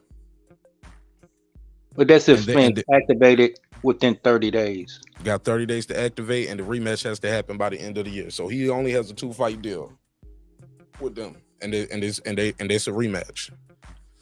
So let's say he but how about this? Let's say he beats Spence. Spence doesn't, or vice versa. Whatever, however y'all want to go. I want nobody in the chat like, you picking on Spence, boy. I'm being nice right now. This is nice, Mark. Go back a couple episodes ago. This is me being nice. But after he beats Spence, let's say he beat him so bad and so dominant, and Errol's like, you know what? It was the weight, or I ain't activating the rematch clause for whatever reason, or he's advised not to activate the rematch clause. But can go right up to 154, and that can be the second fight right there. But he got a 2-fight deal, from what I understand. Yeah. Hey, not to get too off topic, but I'm hearing the rumor mill is starting to get a little heavy that Benavidez and Canelo has a good chance of happening in September. I'm hearing I this. don't know if they want to follow up behind. I don't know if they want to follow up behind that. Why wouldn't they? Dude, Benavidez and Canelo is gonna sell like a motherfucker. It's gonna sell like hotcakes. Why would PBC not want to sign? If they can get Canelo to take one fight to come over to fight Benavidez, give him $40 million, they're gonna make that money back because that pay-per-view is going to sell at least $750,000. They're gonna get that money back. It's gonna do numbers. Okay. And that's why I mentioned Morrell and Andre, because Morrell is actually going to be the person that's supposed to be fighting Benavidez for the deal they have. But if they decide, if Benavidez and if Canelo decides to sign the deal that they offered him, because they already sat down and met, if they decide to do that, then that kind of frees up Morrell. And Boo Boo always complaining. Put his ass in the fight with Morrell. Let's see what you got, Boo Boo. Because I mean, Boo Boo living off of Canelo's name and ain't fighting no damn body. Is it Morrell already a mandatory for somebody? No. I thought I saw him up there as a mandatory. No. He only got 9 fights. He wouldn't have no mandatory. He just got that, what's that called? Didn't he get like an interim belt or something? Or regular? That's what I was got an interim or regular. thinking about. Okay. Nah. And if you get that, it's still a process to he just got that. Yeah, he just got that shit. And Morrell said he already said that he don't want nobody but David Benavidez. So and if they pay him enough and it's a decent enough opponent, he'll fight that person. If they offered him enough money to fight Boo Boo, he'll fight Boo Boo. Especially if Canelo and Benavidez decide to fight. Yeah. And if this Spence Crawford fight do real good numbers as we all projecting that it will do, it's gonna open the floodgates. It's gonna leave a lot of money in the budget for a lot of good intriguing fights. Yep. And again, if they PBC stands to be in a solid financial positioning if they're able to do this fight very well and then have a Canelo Benavidez fight, that's 3 major fights that is generating over $50 million. Yeah. We gotta buy the shits though. We gotta support them. Well, I mean, listen, I'm buying it. I'm straight up buying that. You ain't gotta worry about me. Stealing, man. That's true. I done did my part. I ain't streaming shit. I'm buying that. They gave me what I want, so I'm gonna give them what they want. I'm gonna give them all their money that they want. I'm having a fight party at my house. I'm just saying that people are so conditioning to having that access to do it, and they just why it was like, man, why would I spend $100 for some shit that I know I can get for free? You know what I'm saying? And I just think at the end of the day, the complaints I'm hearing from people are, well, the fight took too long, or this fight is over marinated. I'm like, nobody's been knocked out. This Manny Pacquiao had lost to Tim Bradley and got knocked out by Juan Manuel Marquez. And that did crazy numbers. Like, this is still a good fight. Yeah, but don't forget though, the numbers that you pulled up. You got 70% of the people saying they're either gonna buy and watch the fight. That's a phenomenal percentage, bro. That's a phenomenal percentage. Only 30% of the people saying, "Hey, I'm not gonna pay for the fight." You're in a winning position, bro. That's a winning number. If 70% of the people who are fight fans say they're gonna buy the fight, that's a good sign. I don't want to miss nothing. I don't want my streaming situation where it blocks out or just get, you can't see it. No, I'm buying that. I'm buying that. And if it can get, and low-key, that's part of why I don't want to even go to the actual fight, man. Like, I want to go to Vegas and be in the building, but actually going to the fight, man, unless you got a good, man, you might miss some shit. Like, I don't want to be one of those people, like with that Devin Haney Loma fight where they didn't even see the fight good half the time. You know what I'm saying? Bo Professor, what up? Well, Mark, you going there to get content, man. Man, I'm going there to get content. Yeah. I'll be there for that weigh-in and all of that stuff. I'll be there early in line for that. That's usually first come, first serve. So I just make sure I'm there super early waiting. You just got to take one for the team. You just got to watch the replay, get all the details. Nah, man. Mark ain't trying to hear that shit. Who knows? Who knows what I might do? Who knows what I might do? I might be watching it on my phone at the venue. You know what I'm saying? Just right here. I'm gonna wait right here for him to come out. But who knows, man? Who knows? But I'm definitely trying to be right there in Vegas. Dude said I'm happy for y'all. He said I'm happy for y'all. I hope y'all get a good match between these guys. Go ahead, Bold. What's up? You still there? Yeah, what's going on? What's smoking with you, man? Chilling. It just happened to come on. I see you was on, man, so I figure I'd pull up. Talk some shit, man. It's just open topics. We talking about everything up here. Just fight, other shit, whatever's on your mind. Go ahead. Yeah, that's what I was going around and saying, man. I think both Errol Spence and Terence Crawford, man, they need some things to protect themselves at all times. So I said with Errol Spence, he got to get a great mouth guard. You know what I'm saying? So once Terence hit him and that mouthpiece come flying out, you know what I'm saying, it might be over for Errol Spence, so he got to get a great mouth guard so that joint can stay in his mouth and shit.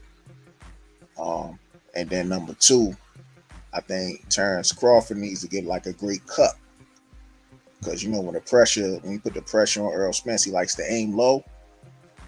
So he got to get a good cut, man, so he don't get hit in the groin too much, man. So, I'm just talking my shit right there. This nigga trolling.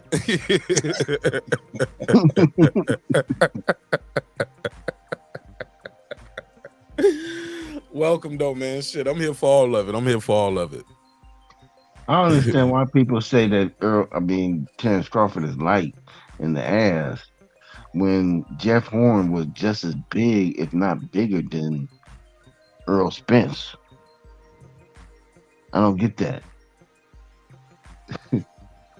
I think that was a while ago when Terence Crawford came in the division and shit, Man, they still saying that he too small, man. They still saying that what's the name, bigger fight, the bigger person.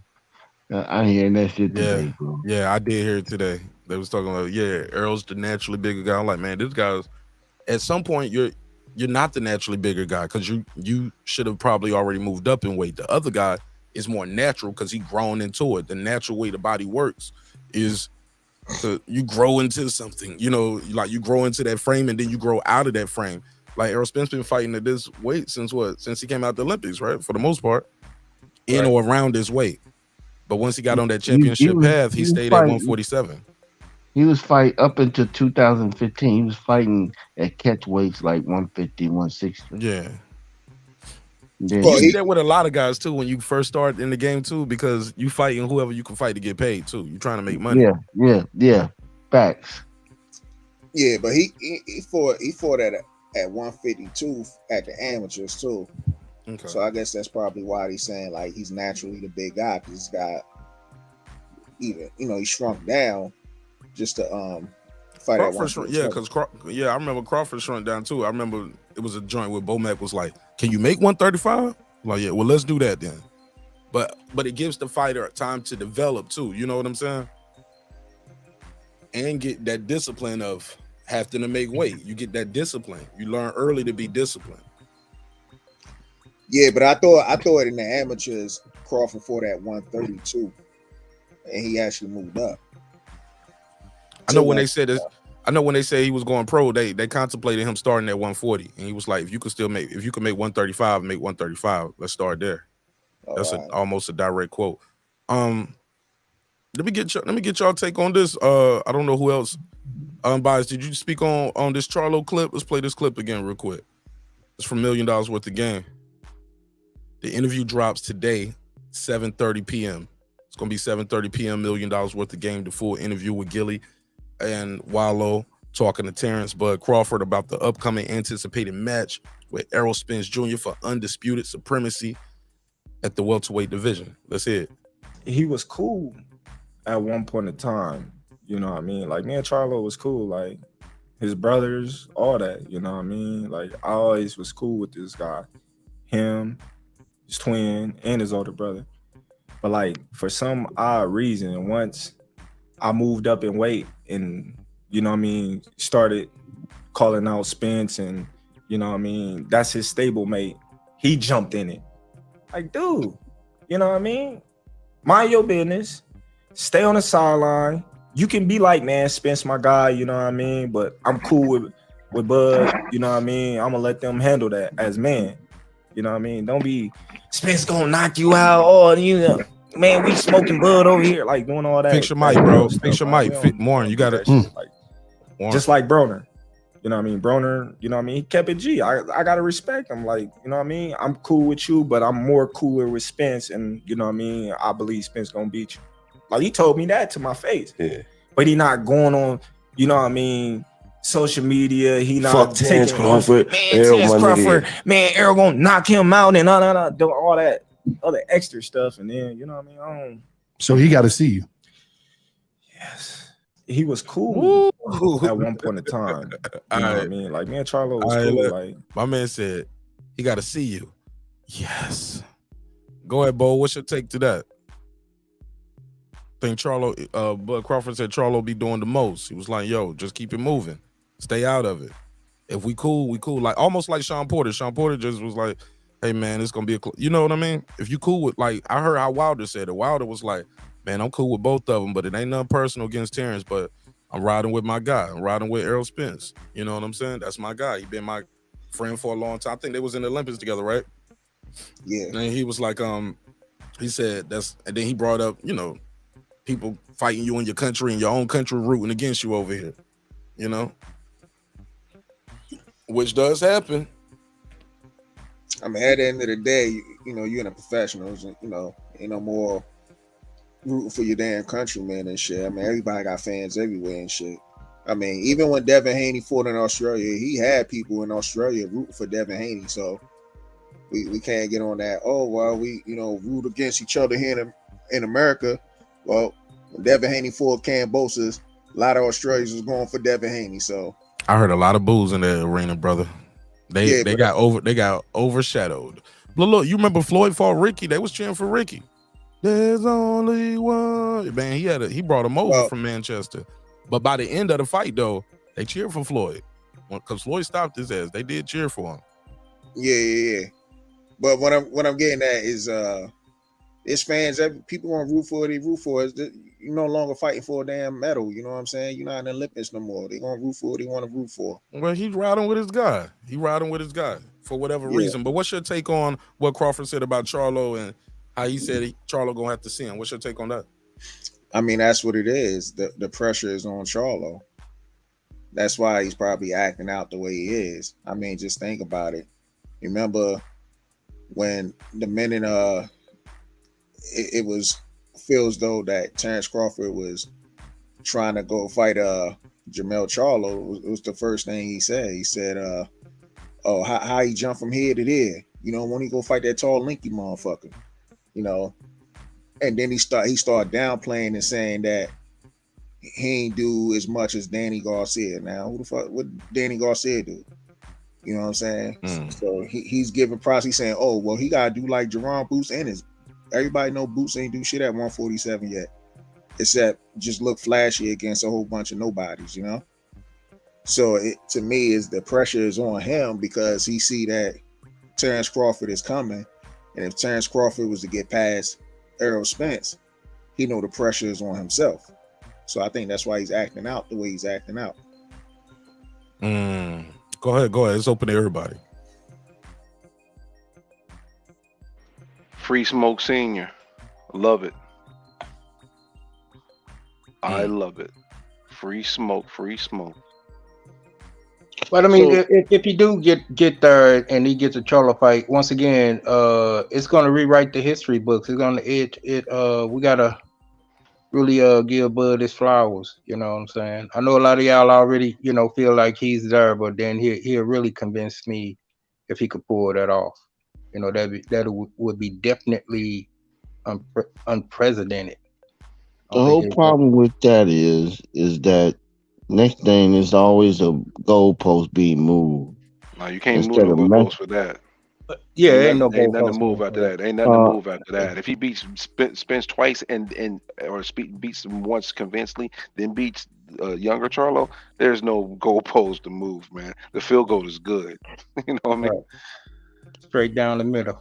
You know, that's undisputed at 3 different weight classes. Stop. You know, nobody wouldn't be able to say nothing. He's an all-time great. He can. The conversation would be top 20 all time. They'll find something. They didn't find some to talk about. Yeah, but that's always the case. But the majority can't. The majority won't. They won't be able to. They'll be silent. I don't think Jermell Charlo has the fan base like Errol Spence Jr. Wiz, though they're going to be moving the goalposts like that. Because if you think about it, Errol Spence fan base is the one who's been moving the goalposts like crazy. They've been moving the goalposts more than Errol Spence been moving it. Well, I expect people channel like Mark Dash channel to go up by 50% after the fight, after Terence Crawford wins the fight, because you're gonna have a lot of people that went with Earl be defected over to Terence Crawford or to some solid boxing talk more so than choosing a fighter just because they want, you know, just because, you know. One thing I want to know though about the Charlo fight. Go ahead. One thing I wanted to know about the Charlo fight though, there are some obstacles because Charlo got a Zoo problem coming up. If he don't, you know, he got Tim Zoo is coming for him. So yeah, but man, that ain't gonna be no easy fight. That's what I'm saying. He got a Zoo problem, and Zoo is looking excellent, man. I'm really impressed how he's moving. He's staying active too. Yes, he's moving like a G. Well, he ain't fighting anytime soon because Zoo got a fight with Ocampo. Yeah, right. But that could happen in that. But that fight could happen in the, you know, well, yeah, it could happen in the late fall. No, I think Charlo's waiting patiently, waiting the wins to see what kind of moves gonna be made. He's about to get stripped though if he wait too long. He gonna lose some of them belts. No, they gonna pay. They gonna put some paper down just to hold them belts a little longer, at least until after that fight. We'll know for sure what's going on. He got to get cleared from his injury first. We jumping ahead of him. Bro, it's been 6 months since then. Like how long is it gonna be? You know what I mean? Look how long they let Thurman babysit them belts, and it wasn't even confirmed if he really had it. Yeah, but that was only a couple belts. He has all the belts, and not every sanctioned body gonna be let he it rock. Dropped one of those belts though. He had most of those belts after 2 years. He didn't have. He only had two. He had 2 of the belts, right? Right, and he dropped the WBC or something like that, and he fought Manny Pacquiao. He lost the WBA to Manny Pacquiao.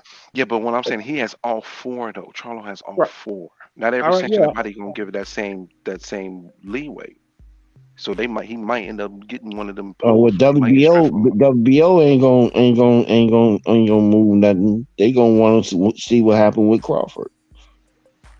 WBO, Terence Crawford. They like Terence Crawford. WBO love Terence Crawford, bro. So they'll hold back. We gonna You see. slide the other sanction about a few dollars, just hold off a little bit. Let's see what happened with this, and then we can, come on. You know how it is. Figure out something. They was about to figure out him fighting at Errol Spence fighting at a catchweight with Thurman's. So I'm pretty sure they can figure that out. Yeah, that'll be an intriguing fight as well. Who else would be a better dance partner for Bud if he's able to get past Spence? Now that'll be a 50-50 fight. You mean Bud get past Spence? And y'all say it'll be a 50-50 fight.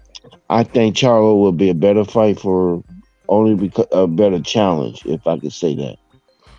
Because I just believe that Terence Crawford is fully adapted to the 147. I mean, just fully adapted, and he learned how to just like Mark said, he could just sit down on his punches. He don't have to move as he once did when he was at 135 because his power is consistent.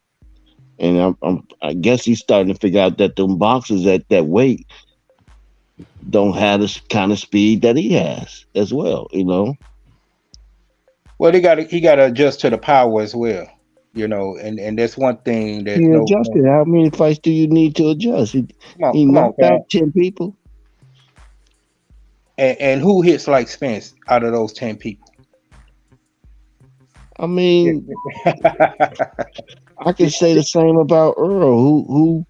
Who has Earl fought that's like Terence Crawford? I mean, that's the part that remains to be seen between Terence Crawford and Errol Spence. Yeah, it's intrigue on both sides. Yeah, but I mean, he did face a couple opponents that Earl faced, and he had a good performance against those two guys at that weight class. So that's how I would measure it based on those two fights alone. I can say that he's fully adjusted to the division. Anytime you sit over in the 8th round or the 9th round and you listen to somebody say you down scorecard, and then you immediately go out and take care of the job, to make sure that you win the fight. Come on, man. that was impressive. Yeah. Come on. Do you agree that Bud was down on the cards in that Porter fight? No, I don't. I had him up 5-4 in a very close fight. But it was debatable. It was 5-4 either way. Hell no. Yeah, I had it 6-3. Errol Spence. Terence Crawford. Yeah, I had it 5-4 Crawford. It was close to me. And that was because Porter fought a completely different fight. Porter fought like he fought when he first came into the pros, because he came in as a boxer puncher, not a brawler. He adjusted his style and changed it to be bull rush. So the difference with what's gonna make this fight to me is who's gonna make the adjustments. And I just strongly believe that Terence Crawford is gonna be the one to be able to make the quick adjustments at an instant, and not taking him 3, 4, 5 rounds to make that adjustment. I think he can make the adjustments in the midst of rounds quickly. And I predict the pressure just gonna be too much for him to make an adjustment. He gonna try, but it's just that tsunami. He used to the pressure. He used to that style of. He used to that pressure. I don't think he ain't never fought nobody that could bring that pressure like Spence. Cutting off. Oh, the man, what's that? At 140 was it? At 140 was it? who was it that has that same fighting style? I mean, I just go to Porter. Let's just go to Porter. Yeah, Porter Porter's a has that pressure fighter. kind of Come on. pressure, huh? Porter is a pressure fighter. If anything, Spencer ain't never fight a pressure fighter. Except Porter. That was it. No, he Huh? is the pressure fighter. Yeah, but you saw when Porter brought the pressure to Errol Spence. Spence looked confused out there. He wasn't even used to that. He wasn't comfortable. Right, he wasn't comfortable, and I think just like in Mikey Garcia, he played with his food a little too long, but he ended up gobbling it up and spitting it out, and still. But we talking about a lightweight. I mean, that was really nothing. Right. That was, That's why I don't even see why when people, I brought that up like it's just saying, hey, he couldn't get him out. Yeah, he could have got that cat up out of there, dude. This cardio. This is one time I do a little overtime with this because the fight was never in jeopardy. As far as Spence. If he could get him, out of there, he would have got him out of there. Mikey Garcia knew how to run to save face because there's no overtime in boxing. But one thing I will say, Spence does have great pressure, but there's one thing you guys are forgetting about. Some of the deficiencies that he has that can actually cost him. You guys, are you paying attention to the fact that he lunges in with his jab? He leaves himself open when he lunges. Well, but that push jab is very effective. He don't lunge with that. Yeah, but you gotta have more than one punch to set yourself up. One of the things he does is that when he sets his front base, sometimes he lunges out with his left jab, and if he does that, he's going to get countered. He's going to get countered for real. And they're stepping in with his right foot, correct? Well, I think that's if he's his left foot. If he's left foot base. If he's going from his left as his base, he tends to lunge at times.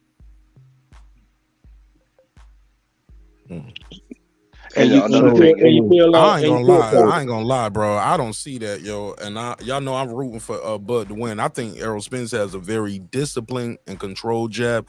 I don't think he does a lot of. I think he lunges when he does that straight left to the body. He lunges in sometimes, right. But that jab is a great distance. It's great he's great with measuring distance with it. He uses it as a range finder. He probes with it. He'll poke your guard, your high guard with it, and then shoot that left around the guard or shoot that left to the body. So yeah, I gotta disagree with you on that. I think go to the 6th round against Ugas.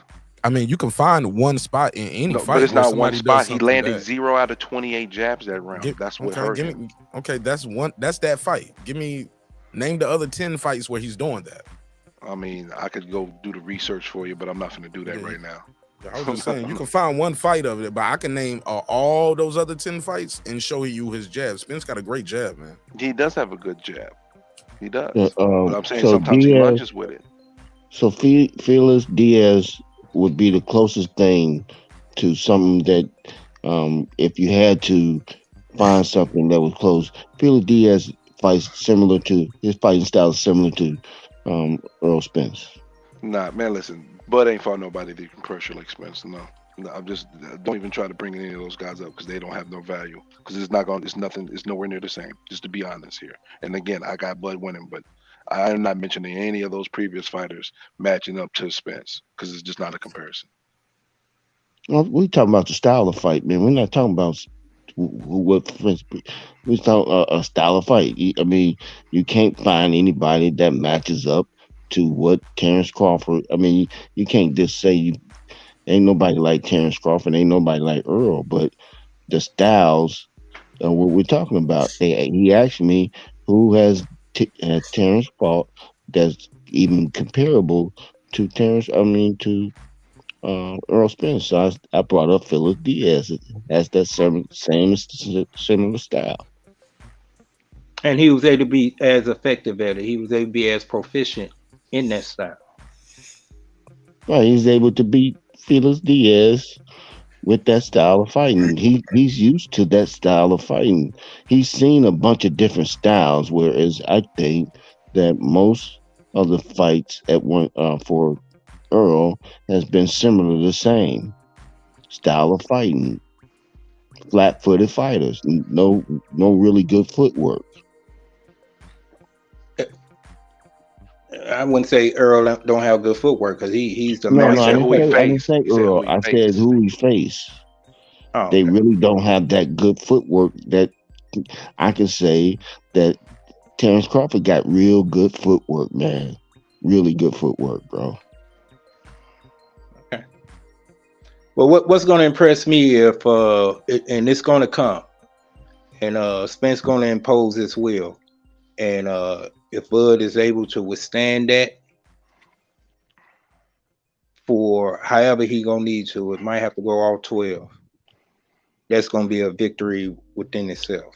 Not It's that one many. thing. It's I one thing. disagree with It's one thing. I can see that if he was standing there as a front, in front of him the whole time. Terence Crawford is never really standing in front of you. Do you see how he took care of Brooke out? He made up a punch. Motherfuckers trying to name that punch. It was a hook / jab. They trying to name the punch. The man people are caught saying, him at an angle. He had angles, bro. Yeah, he got the Pacquiao-esque style of fighting that he could come. It like you say, it's something that's totally very, very, very unorthodox or whatever. But as you see, fighters that fight like that, they prone to get caught. What's the one guy, Prince Nassim? He's a fighter that came from a bunch of different angles and all. He's not no Prince Nassim. Nassim is first of all, Terence Crawford got power. I don't know why y'all think this guy's weak. This man is deadlifting almost over 400 pounds, man. Okay, it's gonna come down to chin as well. The man's been hit. Y'all talk about him getting hit by a Mean Machine. And look what Y'all happened. talked about him He getting knocked hit by Mean Machine Gamboa. out. That's what happened. Yeah, I'm just saying when he got hit. We ain't talking about the whole. He got up. He didn't do the stanky leg. He got up and walked right towards that dude. And Mean Machine is like 1/10 of Spence. So what was the point of? he's not 1/10 of Spence. Don't disrespect. No, he might be. That's disrespectful. He went further in the Olympics than Spence. He did go further in the Olympics than Spence. Spence ain't leaving Well, we nothing talking with about a at twist to it. 147. We talking about I'm pro. just saying. He was undefeated at the time before he ran into Terence Crawford. That's still that's yesteryear. You brought him up. You brought up Mean Machine. Now you saying his yesteryear. No, What was the point of he bringing brought it it. up? He said, "What happened when Mean Machine hit?" I said, "Yeah, he got touched by it. Goes down." My point is, you say that Terence Crawford hasn't been hit, but your argument is that in the past y'all said that he's been hit by Mean Machine. He can be touched. He ain't got this sort of thing. So y'all make the argument that he gets hit, but now you saying that he doesn't get hit. Which one is it? No, you said Mean Machine hit him. I said, "Yeah, look what happened." And then you said that you questioned his chin. So I said, well, he's been hit. He's been hit by Mean Machine. He's been hit by Gamboa. He's been hit by Avenesia. He's been hit by Benavidez. And he knocked all of them dudes out. I mean, at the end of the day, I got to give him more credit for his chin, bro. Because this guy moved up That's from what I'm trying to 135, say. getting hit by 147 dudes, and walking through them. We ain't seen him move like the Gamboa shit since Gamboa. I mean, my thing is this, man. Terence Crawford got hit by punches and he still overcame. You know what I'm saying? Errol Spence got hit by non-punches and was rocked, and people don't talk about that. Like Latte rocked Errol Spence. Latte ain't a puncher. Ugas rocked Errol Spence. Ugas ain't a puncher. You know what I'm saying? I mean, Porter. Yeah, you say Porter too. Yeah.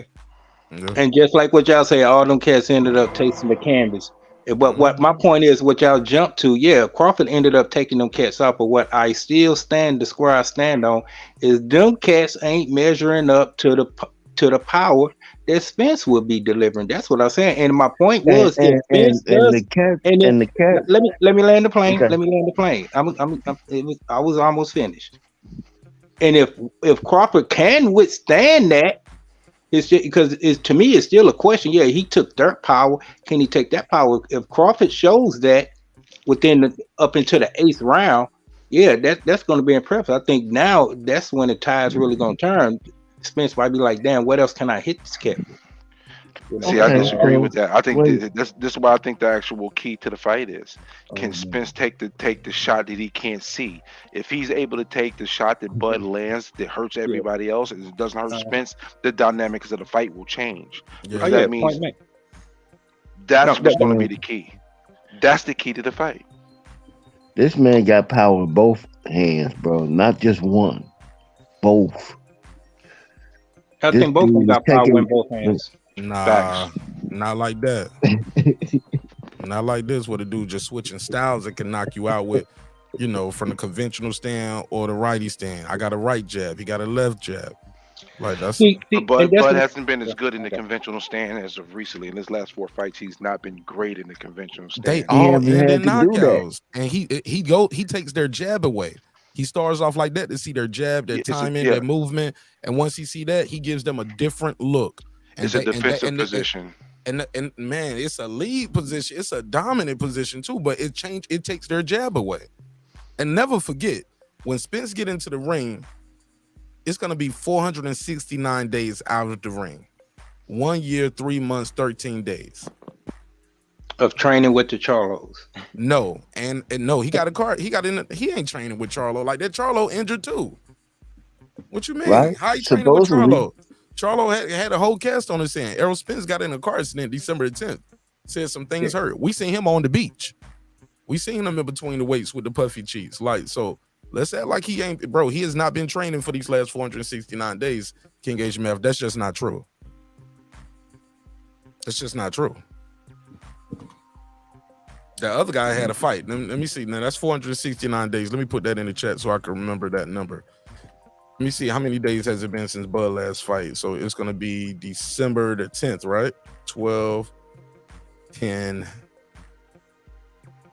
2022. How many days is that? Calculate duration.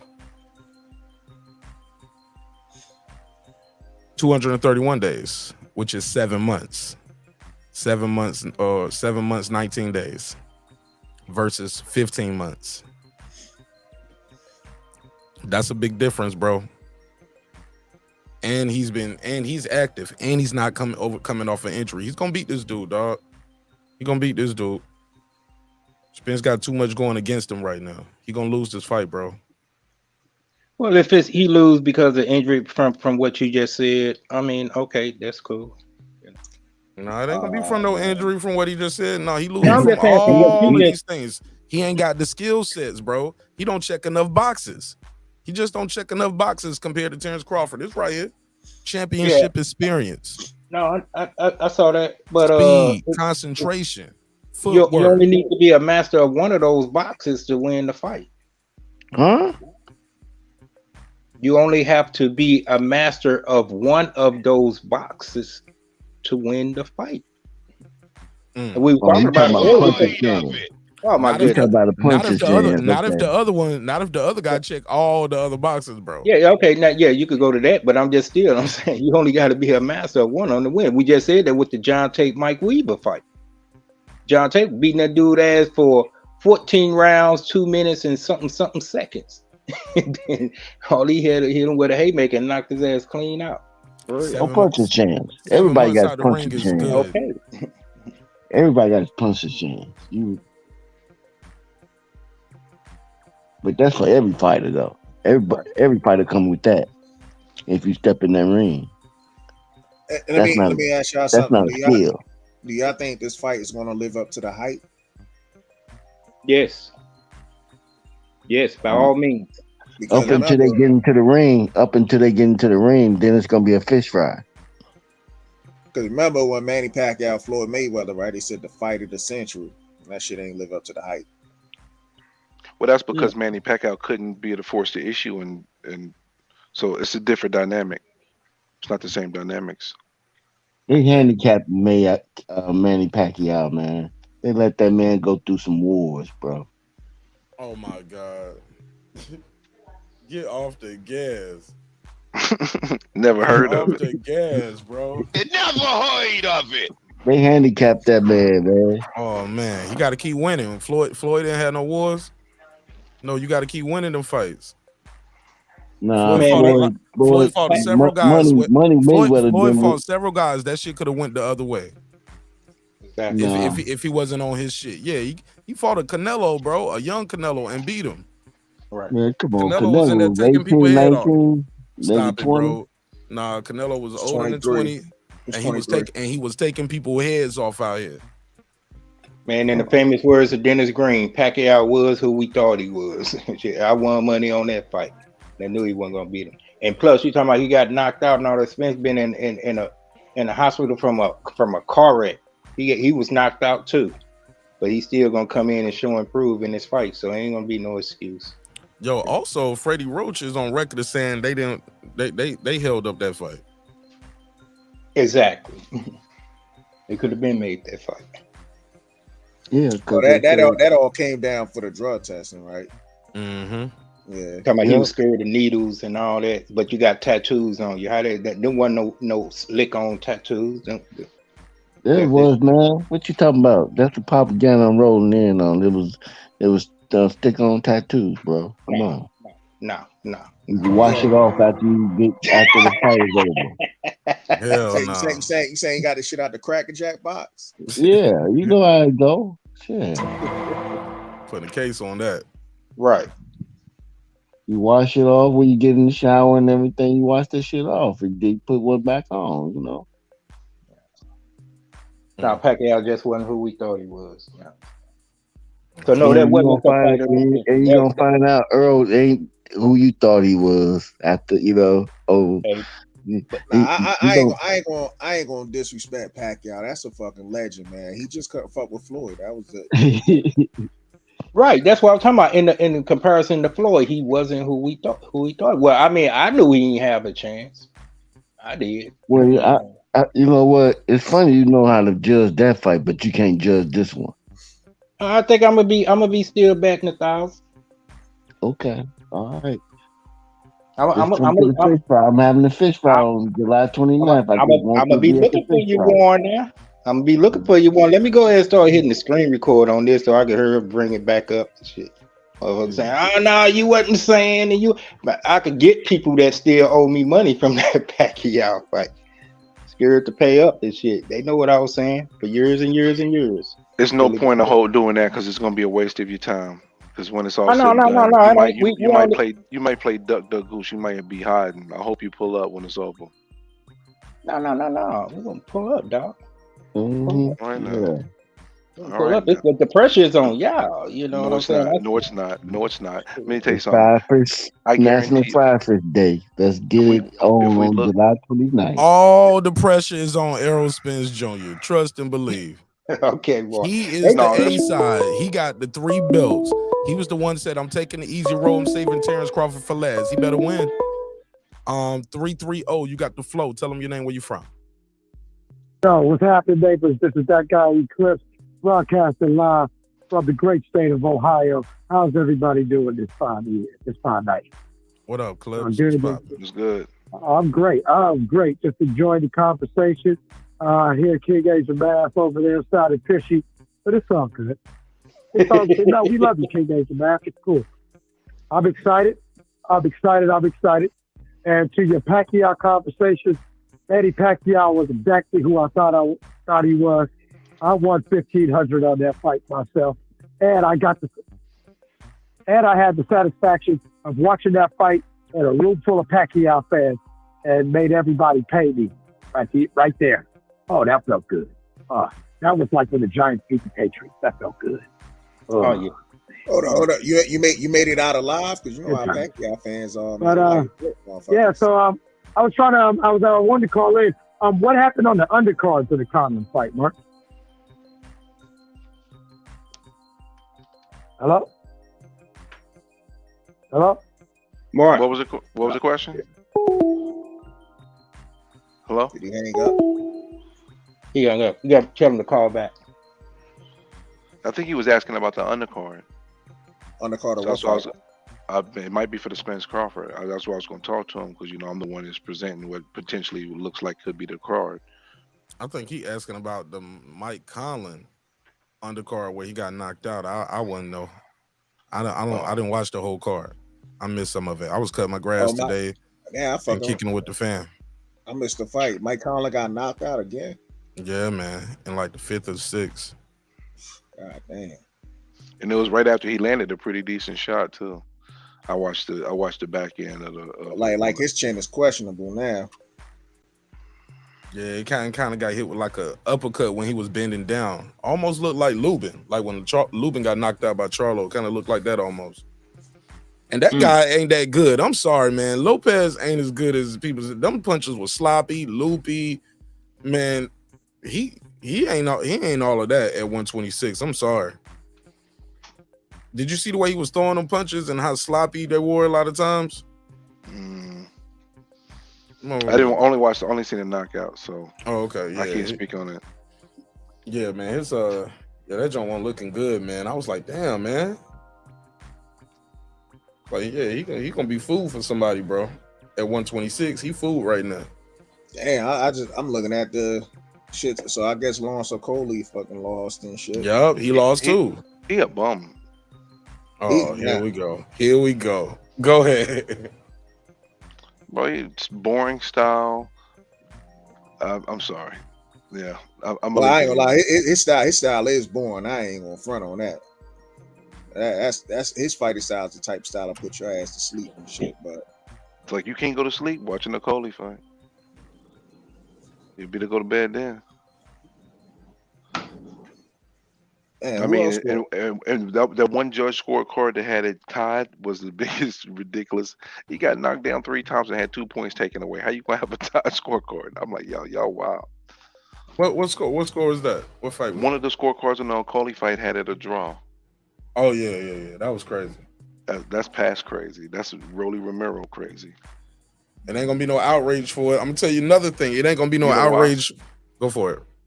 Because it's one, the American market don't care that much, and then 2, the right decision was eventually given. So they're not going to care as much because it was the right decision. Now, if it went different direction, then the uproar could be coming. But most Americans don't care about the fight, so it's not going to have the same. I mean, it could have more vitriol in the UK, and they'll talk about how ridiculous that was, but. Here, only us diehard boxing fans care that much about that. What about Lee Wood winning that Soweto after he beat Lauder?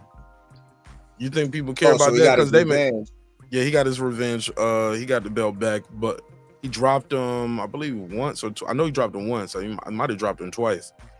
Oh boy, just kept falling too. So he fell a couple times. So can't remember all the knockdowns or lack thereof, but he did get dropped. And he lost that fight convincingly, though. Very convincingly. But Lee Woods put the Soweto on. I was like, oh, man, I wonder is it going to be some fake outrage? They always get mad when certain demographics put on that Soweto after they fight the Mexican brothers. They was like, y'all need to stop doing that. It's disrespectful. You should do something else. I was like, I wonder if anybody going to make any Lee Woods videos. Probably not. Maybe a foreign country. Again. Well, he was winning the first fight before he got knocked out. Yeah, he was. Again, let's be realistic here. Out of all the segments of American boxing fans, maybe 15% care about that fight. So you're not going to get the same type of vitriol because most of the American boxing fans don't care about those fights. Why not? We agree to that? Because they just ain't paying attention to the UK boxing market. I see a lot of comments that don't be making no sense. So I can tell they don't know nothing about the foreign boxing market. They only know about 10 to 15 fighters and only care about those particular ones. That's just what it is with the American boxing fan. And I'm sure some of the UK boxing fans don't know some of the American boxers. You're talking about fighters in their own backyard. If that makes any sense. It'll make a lot of sense. I think it depends on the level these fighters are on. Ain't nobody worrying about like a local level fighter in whatever country. You know what I'm saying? If you fighting on a high level, then yeah, it's gonna be more eyes on them.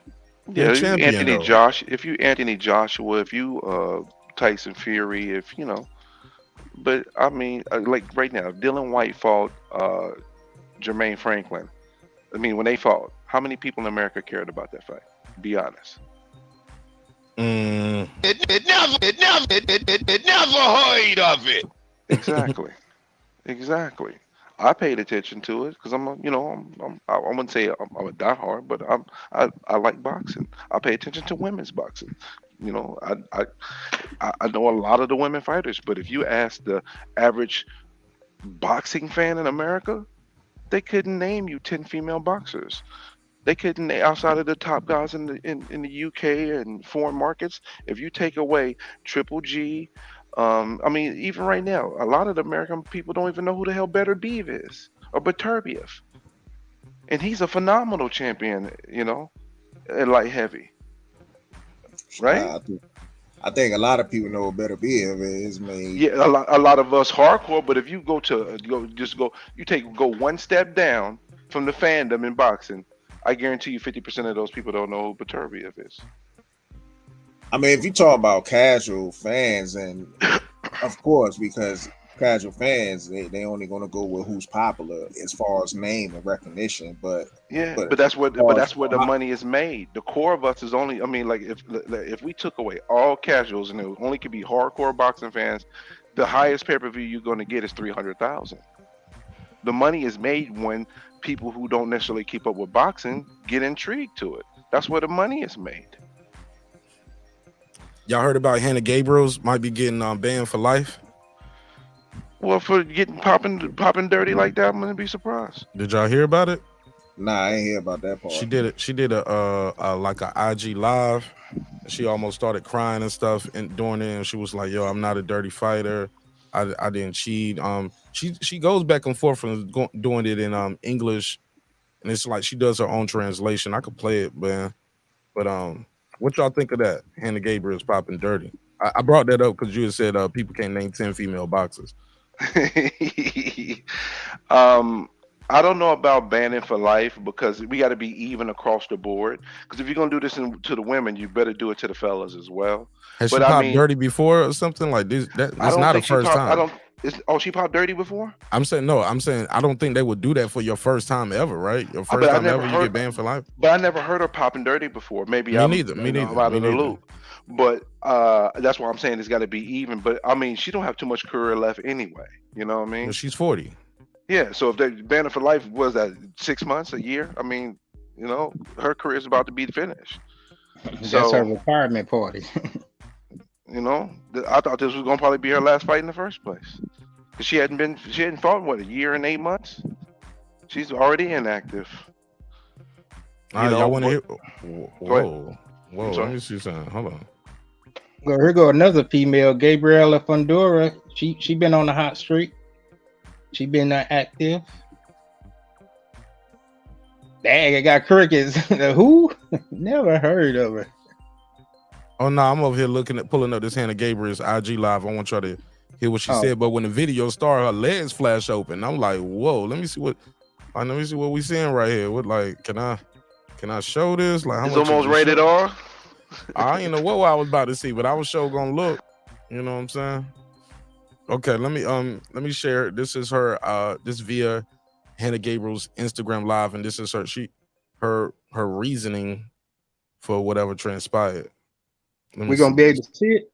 Yeah, I'm gonna share it. Okay. Bear with me. Look at him. He said, I just want to see that monkey at the beginning. Nah, she don't show the monkey. All right, but let's hear it. Let me refresh. There you go. Bam. I ain't like, what's going on?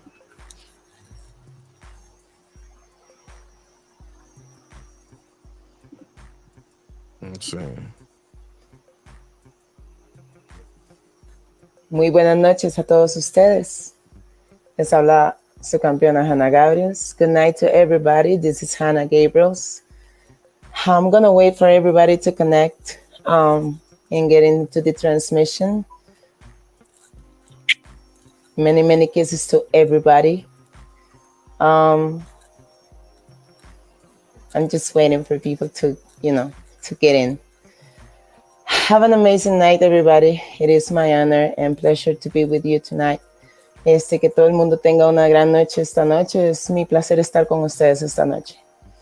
Tengo que hacer el en vivo en los dos idiomas para que también la comunidad de habla del inglés pueda entenderme. I have to do the transmission in 2 languages because there's people that speak Spanish and people that speak English only. So I will try to explain myself the best way I can. Okay. So blessings to everybody. I am going to share, somebody's asking here, am I willing to share what happened? And of course, I'm here to do that. Aquí me están preguntando si estoy dispuesta a compartir desde mi parte lo que pasó y claramente para esto es en vivo. So, déjenme empezar. Yo tengo aquí en el cuaderno todas las cosas apuntadas because no quiero que nada se me vaya, ¿no? I have this notebook with my notes so that I don't forget anything, okay? So, this is what happened. Oh, my bad. I'm going to start from the beginning, okay? Eso fue lo que pasó. Voy a empezar desde el principio. El 2 de mayo, después de las 8 de la noche, se apersonaron los especialistas para hacerme la prueba de dopaje de VADA. In May the 2nd, I was visited by the VADA personnel so that they could do the doping test, right? So we were sitting around waiting for me to want to pee. And along with the conversation, the subject about the puppies that just were born in my house came out. So estábamos ahí mientras yo esperaba a que me dieran ganas de orinar. Estábamos conversando ahí sobre diferentes cosas y salió el tema de que la perrita mía acaba de tener perritos. Mi perrita es una bulldog francés. My dog is a French bulldog. I have the grandma, the son, and then the other dog is a French bulldog, but it's not a part of the family. And the son and her, they had babies. So entonces yo tengo la abuelita de los bulldog, tengo al hijo, ¿verdad? Y después a la perrita con la que tuvieron. Todos son de nosotros. All of them are ours. So on April 26, en abril 26, my doggy had the puppies. La perrita tuvo sus perritos y le prescribieron unas medicinas, unas pastillas y demás. Nosotros nos vinimos para la casa a cuidarla, ¿no? So when she had the puppies on April 26, they gave us, they prescribed some medicines and pills and whatever, and we took her home and we took care of them. Para cuando fue la prueba de dopaje el 2 de mayo, when it was 2nd of May for the test, for the doping test, I already had 7 days taking care of the dog and the puppies. So para el 2 de mayo yo ya tenía cerca de 7 días de estar cuidando a los perritos y a la mamá de los perritos. En esta conversación con el especialista, in this conversation with the specialist in doping, he said, "What are you using for, the wound?" Y el especialista me preguntó qué estaba usando. En esta conversación de los perritos me preguntó qué estaba usando para curar a la perrita. So le di la lista de medicamentos. So I gave him the list of medicines, and he said, "Oh, Hannah, there is a medicine here that could affect you." So entonces cuando le di la lista de medicamentos, él me dijo, "Bueno, Hannah, aquí hay un medicamento que pudiera afectarlo. Han habido otros casos de otros atletas que salieron positivos por un medicamento parecido a este, solo que para uso de humanos." So he said that in the past, some athletes have been positive because of this medicine, that it was the equivalent for humans, it was the equivalent for dogs, right? So he said it might be a problem. So he said, no worries. We have to do a report. We have to report the fact that you've been taking care of your dog and this medicine is being used. So el especialista me dijo, uy, Hannah, eso puede ser una opción, puede ser una posibilidad, así que hay que hacer un reporte para que se tenga en cuenta de que usted ha estado utilizando esta medicina y que pudiera salir en los exámenes. So we did the report. In the report, I explained the whole procedure, and I will explain it to you too so that you know how it happened. En el reporte que hicimos, yo expliqué todo el procedimiento para que se entendiera por qué yo estaba atendiendo a los perritos. So, ahora voy a ir al procedimiento. So, I'm going to explain the procedure real quick, okay? So, Bulldog Frances, the French Bulldog has a condition where when they are born, their nose and their mouth, they're not separated. So, the mom has to have a C-section so that so that the doggies don't drown, so that the puppies don't drown. So they have a C-section.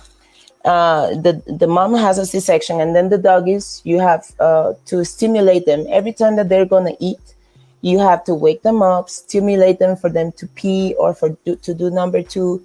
Then you have to first you have to clean up the mom, the wound. Then you have to put them to drink milk. Because if they have this condition, when they drink the milk goes to their nose. And if the nose reaches the lungs, they get an infection and they die. So what we have to do is to suck their nose, the milk out of their nose, so that we can avoid them getting sick like that. So I was doing this procedure every 3 hours from 6 o'clock in the morning to 12 o'clock at night, while my husband will do it in the between 12 o'clock at night and 6 or 7 o'clock in the morning, so that I could sleep, because of course I had the fight, so I had to rest. So I was in contact with this medicine by the time that I had the beta test for 7 days, for several times a day, and we sent the report. So I'm gonna explain it now in Spanish, okay? Entonces el proceso que se lleva con los perritos cuando ellos nacen y se cuidan y se ponen a mamar es que uno les estimula para que ellos orinen, para que hagan número 2, y después se ponen en la perrita a que tomen su lechita. Pero por esta condición de que ellos no tienen en ese momento, no sé si después eso cambia, pero esta división entre la nariz y la boca, donde la leche se les puede ir a los pulmones, si la leche se le va a los pulmones, se les puede hacer una infección en los pulmones y se mueren. So, el procedimiento que tiene que hacer para evitar esto es que cuando a ellos se les va la nariz, se les escucha como una flemita. Entonces uno tiene que succionar la leche de la nariz, sacársela para evitar que esto pase. Yo estuve en contacto de esta forma con este procedimiento varias veces al día. Yo cuidaba a los perros de 6 de la mañana hasta 12 de la noche. Entonces, cada vez que uno limpiaba a los perritos, ya después de que ellos mamaban, uno limpiaba la herida de la perrita y le ponía el spray que era para la cicatrización. I forgot to tell you guys in English this. Every time you finish feeding the doggies, you have to clean the wound of the mom and then spray the scar medicine, like the spray that is used for that. Entonces, bueno, yo le echaba eso después de cada vez que los cuidábamos, y yo en este reporte informé que yo estuve en contacto con esta medicina todo este tiempo. So I reported this situation being like this, that I was in contact with this medicine at this time for 7 days. The specialist said this: well, I need you to avoid the use of this medicine. And I said, I will do my best. So el especialista me dijo, Hannah, tiene que dejar de usar el medicamento por cualquier cosa. Yo le dije que iba a hacer lo que pudiera. Cuando yo llegué a casa en esos días a cuidar a mi bebé y todas estas cosas, me di cuenta de que la salud, la herida estaba empeorando. Entonces yo no dejé de usar la medicina. Los bebés rasguñan la herida, la abren y pues necesitábamos desinfectarlo porque también ese medicamento tiene como un desinfectante y siempre usar la curativa, ¿verdad? Entonces, I was saying in Spanish that when the specialist said that I should avoid the use, I said I will do my best, but then through the days when the puppies will drink their meal and they will scratch the wound of the mom, the wound was getting open. So I couldn't avoid using the medicine so that we can rush on the scar procedure, but also because it was getting infected. I didn't stop using it. I was called negligent because of this, but in my house, from the smallest one to the biggest ones, everybody has the same value. And it was no question about it that I was going to put in jeopardy the well-being of my dog or my puppies, right? So, cuando me pidieron esto, yo no lo dejé de usar, claramente por esta situación. Me llamaron negligente, de hecho, porque no lo paré de usar, pero en mi casa el orden de prioridades es claro, todos en mi casa tienen el mismo valor y yo no iba a poner en riesgo el bienestar de la perrita o de los perritos. Entonces, yo asumí, I believe I was negligent in that sense. Creo que tal vez fui negligente en ese sentido. Yo asumí que estando el reporte, por lo menos si habían consecuencias, se iban a tomar en cuenta esta situación. So I assumed that by the report being, by this being reported, if there were any consequences, this will be taken into consideration. 5 days later, May 7th, 5 días después, en mayo 7, se hizo la segunda prueba de Veda. The second test of Veda was made, and that was it, right? Thursday, this last Thursday, este pasado jueves, por ahí de las 10.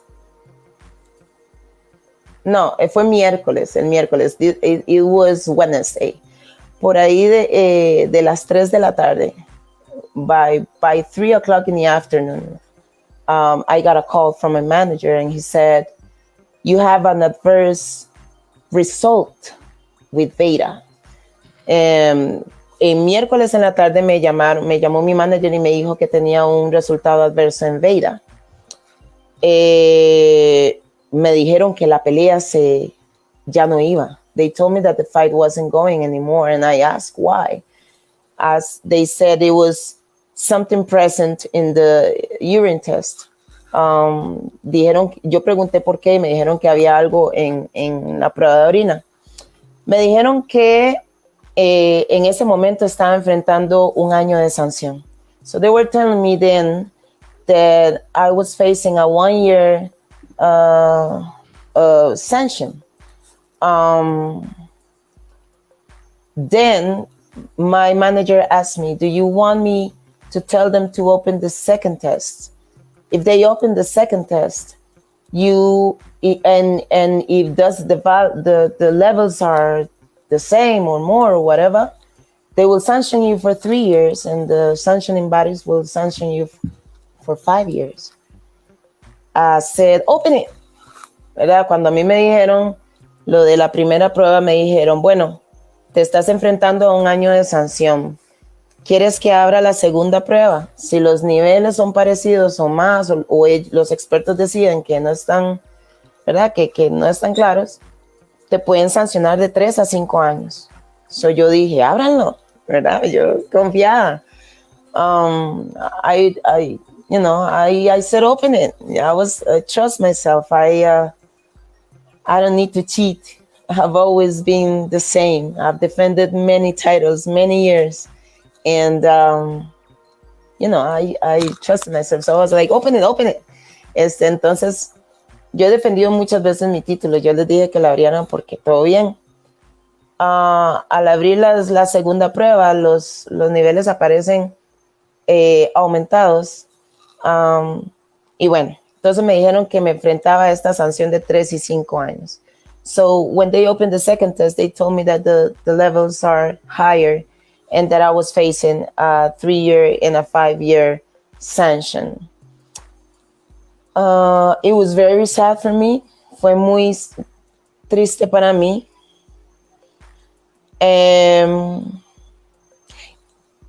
Jueves, then Thursday, I was about to start a motivational speaking. Well, it was not a motivational speaking. I was about to start because I teach empowerment and self-defense for kids and for women. So I was in a high school and I was about to start this workshop. En el jueves estaba en un colegio dando una charla y sobre empoderamiento y autodefensa, que es lo que trabajo para mujeres y para niños. Y recibí la llamada de que me estaba enfrentando a una sanción de por vida.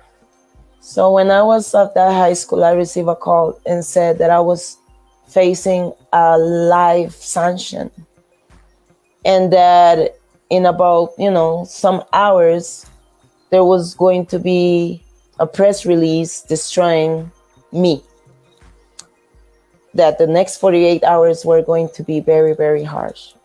So cuando me dieron la noticia esta de que iban a las 10 de la mañana, más o menos antes de empezar este taller, me dijeron que iban a hacer un comunicado de prensa informando que yo había salido positiva y que me iban a destruir y que iban a hacer que las siguientes 48 horas iban a ser muy difíciles para mí. So,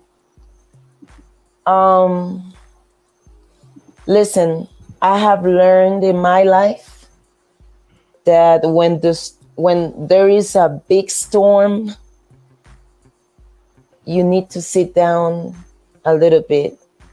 And out of all the things that are happening, the best thing that you can do is to calm yourself down and to get understanding of the things that are going on around you. Entonces, después de que pasó esto y que iba a salir el comunicado de prensa, vean, yo he aprendido en mi vida que cuando la tormenta es grande y es fuerte, he aprendido que uno tiene que sentarse un momento con calma y ante todas las cosas, lo más importante es obtener entendimiento de lo que está sucediendo a nuestro alrededor. So, when they told me that I was facing a life sanction, I felt sad. It made me wonder, why would my career end up like this? I have walked in the last 17 years the best way I can. I have tried to manage myself in the best way I can. And it just didn't seem fair that my career would end up like that. But I felt tired. And I didn't know if it was worth it to keep the good fight. Let me translate. So entonces, cuando me dijeron esto de que me iban a sancionar de por vida, me dio mucha tristeza y me hizo pensar por qué mi carrera iba a terminar así, ¿verdad? Yo he tratado de caminar de la mejor forma. Hace 17 años yo hice un compromiso con mi Señor y he tratado de dar lo mejor de mí, he tratado de caminar de la mejor manera. Ese jueves yo no tenía muchas ganas de pelear. De hecho, me sentía cansada. I've been waiting for many years. He esperado por muchos años. And these last 2 years, y en estos 2 últimos años, I was waiting to fight Clarissa since the day that she took my belt, with me being the champion, but without fighting against me. Y desde hace 2 años yo he estado esperando esta pelea, desde que ella se pasó a a mi peso de super welterweight, peleó por mi título, yo siendo la campeona, pero sin pelear conmigo. So, la razón por la que digo esto, the reason why I'm telling you all this is because I want you to know that I have never cheated. I don't need to. Quiero que ustedes sepan que yo no he sido tramposa nunca y que no necesito ser tramposa. Yo he trabajado muy duro por mi carrera. Respeto este deporte demasiado y respeto a las personas que están en este negocio demasiado y a las personas que me siguen y a mi familia. Y como les dije antes de que todo esto pasara para la pelea, esta pelea se trataba de mucho más. Se trataba de legado, se trataba de heritage, herencia. So, I have never cheated, and I don't need to. And I have tried to do the very best I can. And I respect boxing too much. I respect the people. I respect my family. I respect the people that follows me and support me too much. I respect my career. I respect my work. I respect my sacrifices. Listen, the doggies are crying already. So I wouldn't do anything to jeopardize what I have worked for so long. No haría nada para poner en riesgo todo lo que he trabajado por tantos años. Just let me get this. So on Thursday I didn't have a lot of strength. El jueves no tenía mucha fuerza, pero el viernes me levanté con un poco más de tranquilidad. So Friday I got up with better, feeling better. And just realizing that I do have a little bit of fight in me. Y me desperté dándome cuenta de que sí tengo un poco más de pelea en mí. And that I'm not going to let my career end up like this. Que no voy a dejar que mi carrera termine así. I'm going to fight to prove my innocence. Quiero pelear por probar mi inocencia. And while I was sitting, like I said, in the middle of the storm. Y mientras me senté en medio de la tormenta, como les decía, han pasado casi 3 días. There's have been almost 3 days and nobody has mentioned the report. Han pasado 3 días y nadie ha mencionado el reporte. That report is in the hands of Veda. Ese reporte lo tiene Vada. Y en teoría debería tenerlo también los equipos, los organismos y demás. That report should be in Veda's hands. And in theory, all that information is shared with the sanctioning bodies and the promoters and everybody. So they should have that report. And they have been deliberately destroying my character, overlooking the fact that I reported this medicine. And durante 3 días simplemente han obviado el hecho de que yo hice este reporte. Se han dedicado a destruir mi reputación, a llamarme tramposa, to call me cheater, and many other things. And I don't think it's fair. Y no pienso que sea justo. That's why I came here today, to tell you what really happened. Por eso fue que vine a ustedes aquí a decirles realmente lo que pasó. Y I would like to say that I do believe that Clarissa shouldn't fight anybody that tests positive in any circumstances, no matter what the reason is. Quiero decir que yo creo y estoy de acuerdo en que Clarissa no debería de pelear con nadie que dé positivo bajo ninguna circunstancia o por ninguna razón, aunque las razones sean diversas. I want to say that there is a precedent. Quiero decir que hay precedentes. Otros atletas que dieron positivo por esta misma razón. Other athletes that have been positive because of the same reason as me, but didn't report it, pero no reportaron la situación. they have gotten a fine or a sanction for 1 year. Ellos han recibido una multa o una sanción por 1 año. It didn't seem, because of the second test, they say I was facing 3 years. And I will gladly accept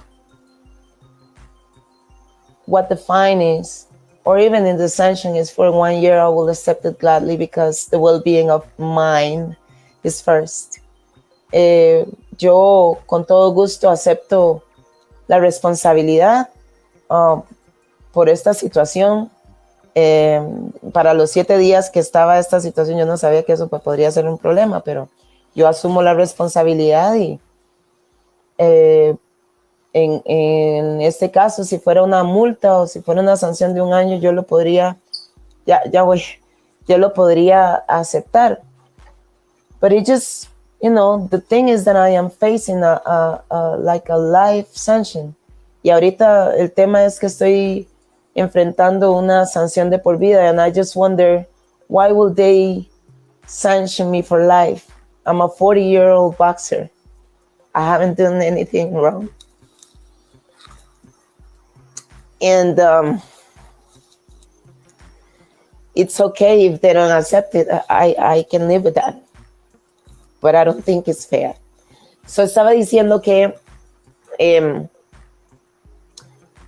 yo con todo gusto acepto la responsabilidad si me hacen una multa o me sancionan por 1 año, pero el hecho de que estoy enfrentando una sanción de por vida no me parece justa, porque yo no lo hice intencional.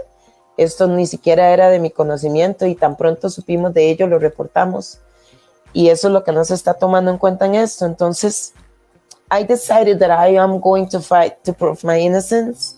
Decidí que voy a luchar por probar mi inocencia.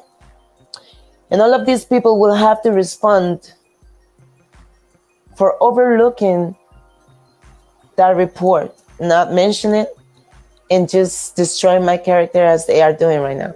Y toda esa gente va a tener que responder por la forma en que están destruyendo mi reputación, obviando ese reporte que estaba en sus manos, o que está en sus manos.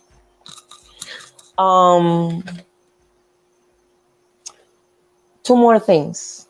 Dos cosas más y ya no los molesto. I heard that it didn't really matter what's happening, you know, the fight that I'm not fighting didn't really matter because there were just a few coming to see me. Escuché que realmente no importaba si peleaba o no, porque solo había muy pocos que iban a ir a verme en esa pelea. But to the few, or to the many that were going to the Little Caesars Arena in Detroit, I just want to thank you for your messages. I want to thank you for taking the time and the effort to purchase a ticket. I know they're not cheap at all, but thank you, because this was really an amazing moment for me. And I don't know how things are gonna end up, but I really appreciate your messages. Some people, just by seeing the conference, gave me words of how I impacted their life, and this is truly what I am taking with me. So quiero decirle a toda la gente, porque dijeron que no era importante, ¿verdad? Que de por sí eran muy pocos los que iban a verme a mí, porque todo el mundo iba a ver a Clarissa, y es su hometown, because it's Clarissa's hometown. Yo quiero decirles muchas gracias. Gracias por invertir de su tiempo y de su dinero para comprar un tiquete que no es barato, para ir a apoyarme. Para los muchos o los pocos, gracias de verdad, porque me han llegado muchos mensajes, y a partir de la conferencia de prensa que tuvimos hace unas semanas, mucha gente me ha dado mensajes de cómo impacté sus vidas solo viendo la manera en la que soy. Y eso me llena el corazón de gozo, y es parte de las cosas que me llevo. No sé qué va a pasar, pero estoy muy satisfecha con eso.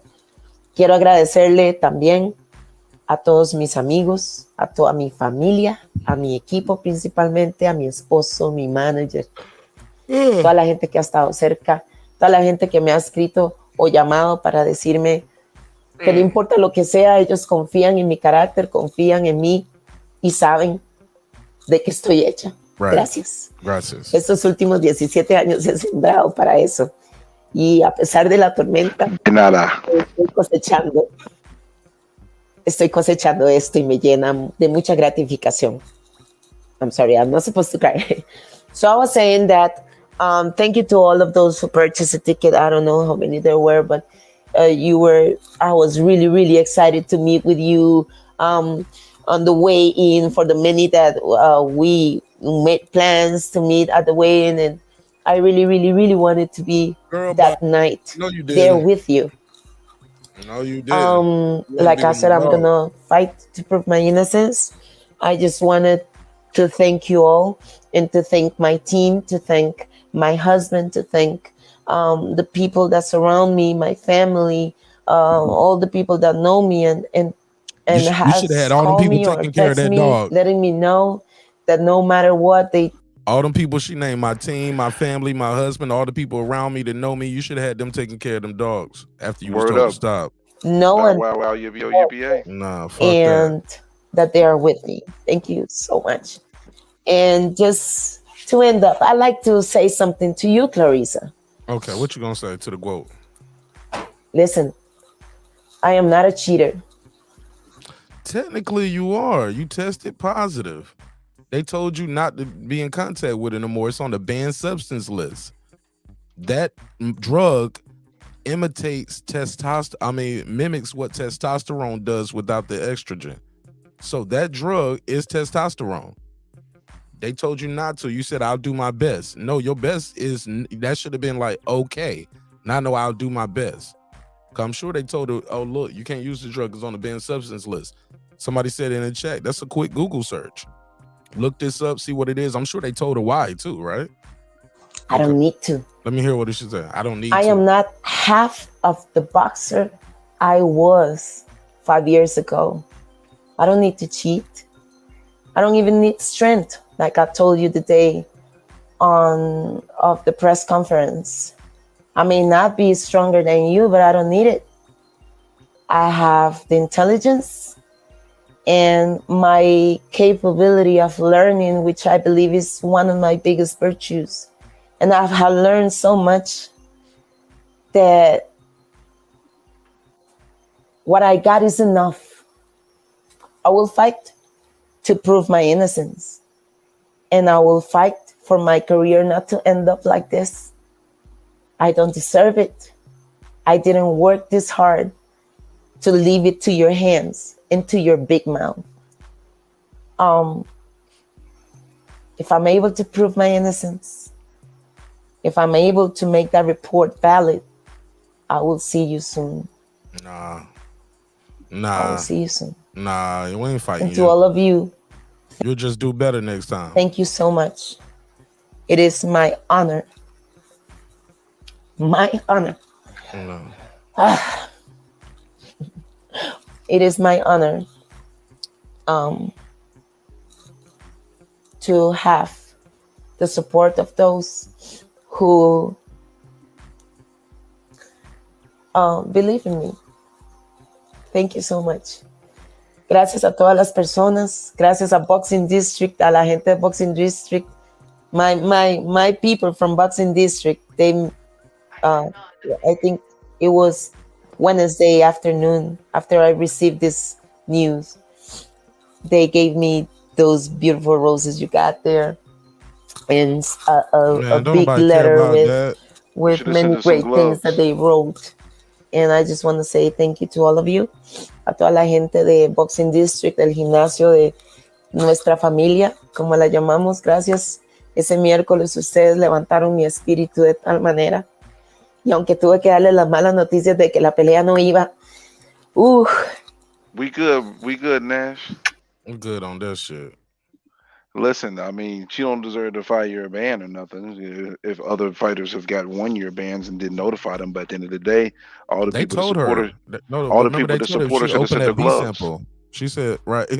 They said if we open this B sample, you can take this 1 year, but if we open this B sample, it's gonna be 3 years. And she's like, all right, open it. And then you saying, well, no, I'll pay the fine and I want the 1 year. Nah, we already told you it was gonna be 3 years. I'm with the chat. See a lot of people in the chat saying they ain't buying it neither. Listen, they should have sent the gloves. Right. She should have sent that dog to doggy daycare, or you got a husband. Y'all was alternating. That's when you tell your husband, like, look, you got to do it full time then. You know what I'm saying? I'm not buying it, bro. It's a fajita wrap. I don't know what you mean. It's a wrap for her. It's a fajita wrap. Oh, yeah. Man, I made this cheesesteak wrap earlier, man. That was fire, bro. We fat as hell. Man, I made that cheesesteak wrap for... Actually, I made the whole Philly for me. My wife, I made the wrap for my wife, though, but I took a little sample. You know what I'm saying? Little cheesesteak wrap was fire, bro. It sound like we need to sing about that. Mozzarella candy coated ribs, candy coated cheesesteaks. Man, that joint was fire, bro. I had the onions, bell peppers. I had put those the banana peppers in it too. Had those joints grilling, sauteing separately. Put the cheesesteak in. Oh my god, joint was fire. I actually made enough food reviews too. The way you sound and you talking it up. Well, I'm a beast. But yeah, but look, man, this junk is crazy right here. That first of all, do y'all believe her story?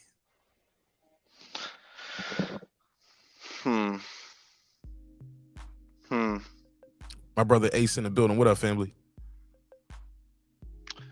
And even if it's true, it don't matter because they told you chill. And you should have had your hubby take care of it from there. And the people that sent you flowers, they should have sent you gloves.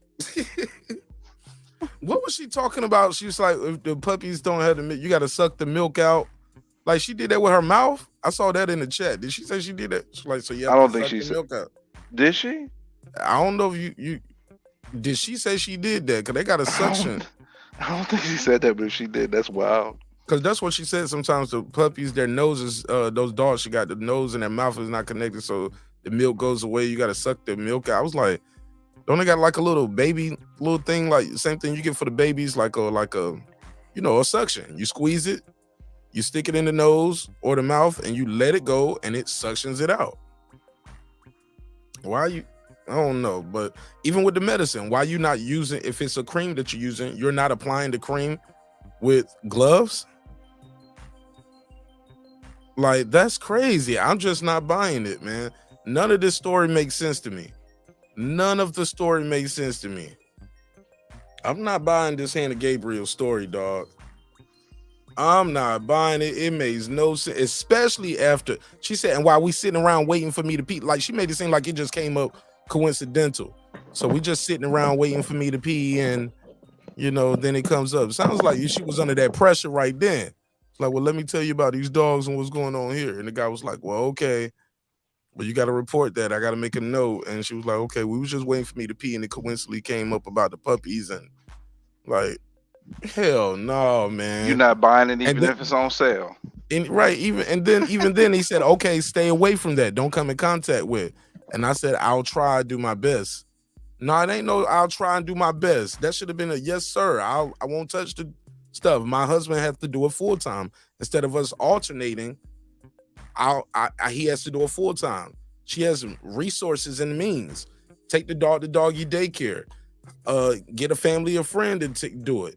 But I'm not buying it. No, pound for pound. You stop it. He said, I believe her, but just use some damn hell no, bro. I ain't believing that shit, especially after being told no. I'm not buying that, dog. She don't want to got that Mike Vick pack, nigga. Nigga don't want to got the Mike Vick pack, man. Hell no, I ain't buying that shit. She said somebody could have get bribed. Hell yeah, man. When you got money and resources like that shit, I'll tell my neighbor who got some dogs, bring your dogs over here. You might as well play it, bro. You might as well play it. You know what it is. Which one? I don't know. I got never. Oh, okay. Never heard of it. Never heard of it. Bro, what are some of the worst PD excuse stories we've heard? Eggs, We heard the Edge did it. Man, I made a hilarious we be hearing meme some with that. shit, bro. These motherfuckers be having some excuses, don't they, for popping Listen, dirty? They be thinking hard, boy. Bo, you buying this shit, bro? Man, I just feel kind of bad for Clarissa. Like, I mean, how many fighters done pop dirty on her? Was it like the third or fourth time? I don't know, but it's not the first. Yeah, they trying to get that edge, man. That girl, they trying to find a way to beat that girl. Because remember, Franchon Cruz popped dirty on her, and well, so I forgot it was another person popped dirty on her too. Yeah, that's crazy. Nasty work. I didn't know Franchon Cruz ever failed a drug test. When did she fail a drug test? Her around the time when she was on the fight, Shields. Clarissa. They Yeah. fought. They Yeah. fought. It was both of their first fight. They fought. Yeah, she popped dirty. Nah, I don't remember that one. I gotta look that up. Because I remember Clarissa Shields was complaining about it. She said she fought her anyway, even though old girl popped dirty and shit. Yeah, I ain't never heard of Franchon Cruz popping dirty. And I'm typing it in Google right now. Google ain't even got that. Let me see. Franchon Cruz failed drug test. Yeah, I don't see that nowhere. I remember her opponent failed a drug test and she got her titles back. But yeah, that ain't even on Google, bro. Let me I'll look it up.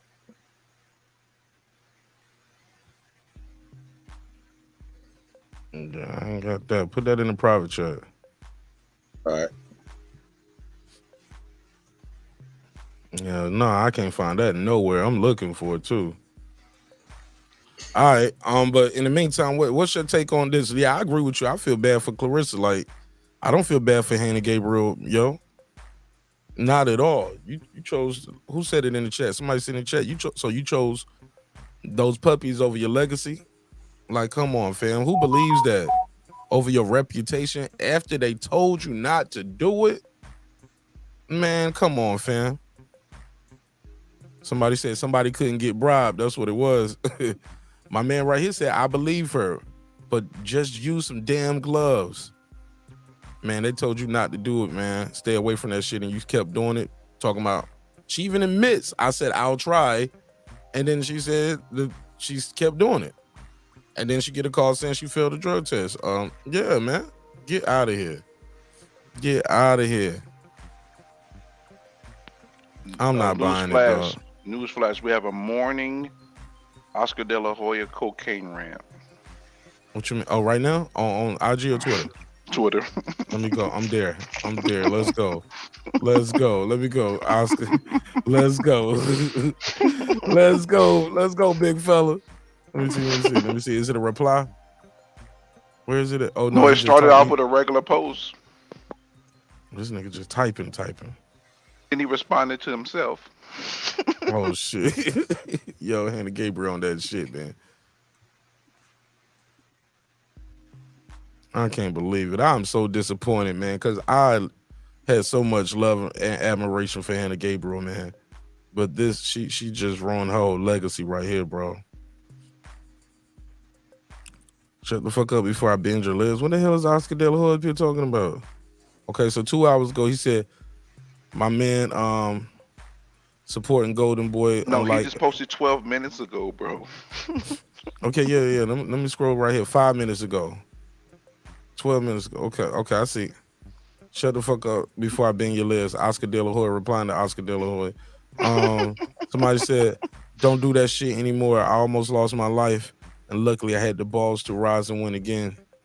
Somebody said, ha. Okay, this is Oscar replying to somebody else. If it ain't Coke, it's beverage then. Because he Okay, wilding. Oscar blocked somebody. Somebody said, hey, yo, you one of my favorite fighters of all time. Also know me and blah, blah, blah. Have a good ass time partying. Oscar said, FYI, just because we are celebs don't mean I'm going to take your lame ass shit comments Putting everyone on blast. Let's go. Damn. Oscar said I had all I could stand. I can't stand no more. He's saucy. If he ain't mess with the Coke no more, then he had a very strong beverage. I don't think that's mean to drunk just because he telling somebody, look, I'm tired of this shit. Stop fucking with me. But then again, you don't have to make no announcement. You can't just block Yeah, right? it was random though. Nah, this dude right here fucking with him, whoever this Edgar dude is, right? Oh, but that was he posted it first though. It wasn't like somebody came at him first. He just made this post out of the blue. Maybe they were commenting to something else. I don't know, but this does out of nowhere. It does say, "Shut the fuck up before I bend your legs." Bro, who was he talking to?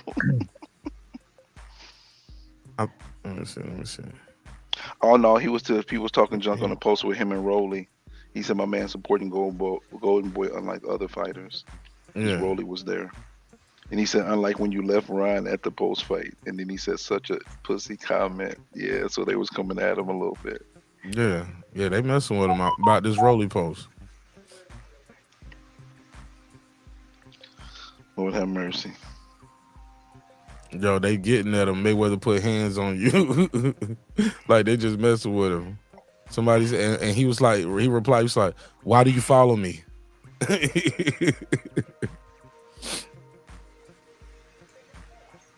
Oscar can't. Man, he too tall to act small. Come on, Oscar.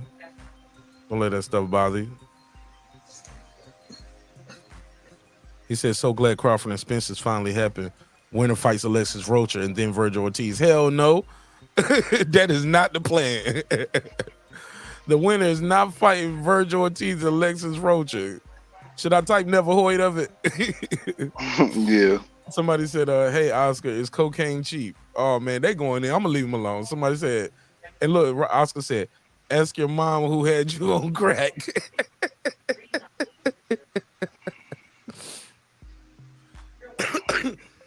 Excuse me.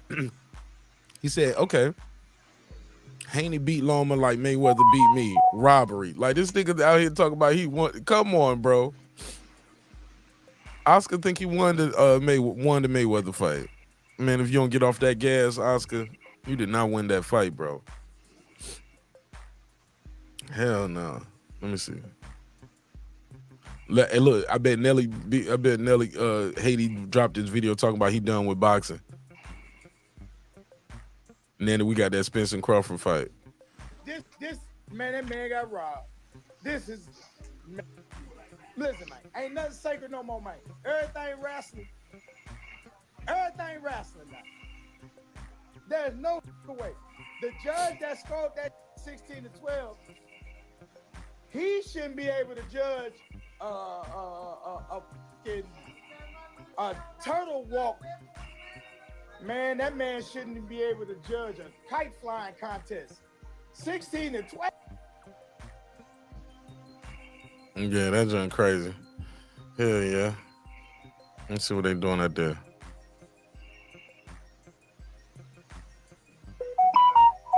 He said somebody couldn't get bribed. All right, shit. Y'all got anything else? Shit, I go and wrap this one up, man. Go ahead and land it, man. Simple fried. Ain't nothing else talking about, really. We'll do another one. We'll see y'all. We're gonna do that Bud tomorrow. That immediate. I'm gonna try to do it like when that thing drop. I want to go live right then and watch it with y'all. You know what I'm saying? Do a little breakdown on members only. You feel me? Mm-hmm. Or actually, I might watch it and take my notes and timestamp it, and so I can do my reaction to it.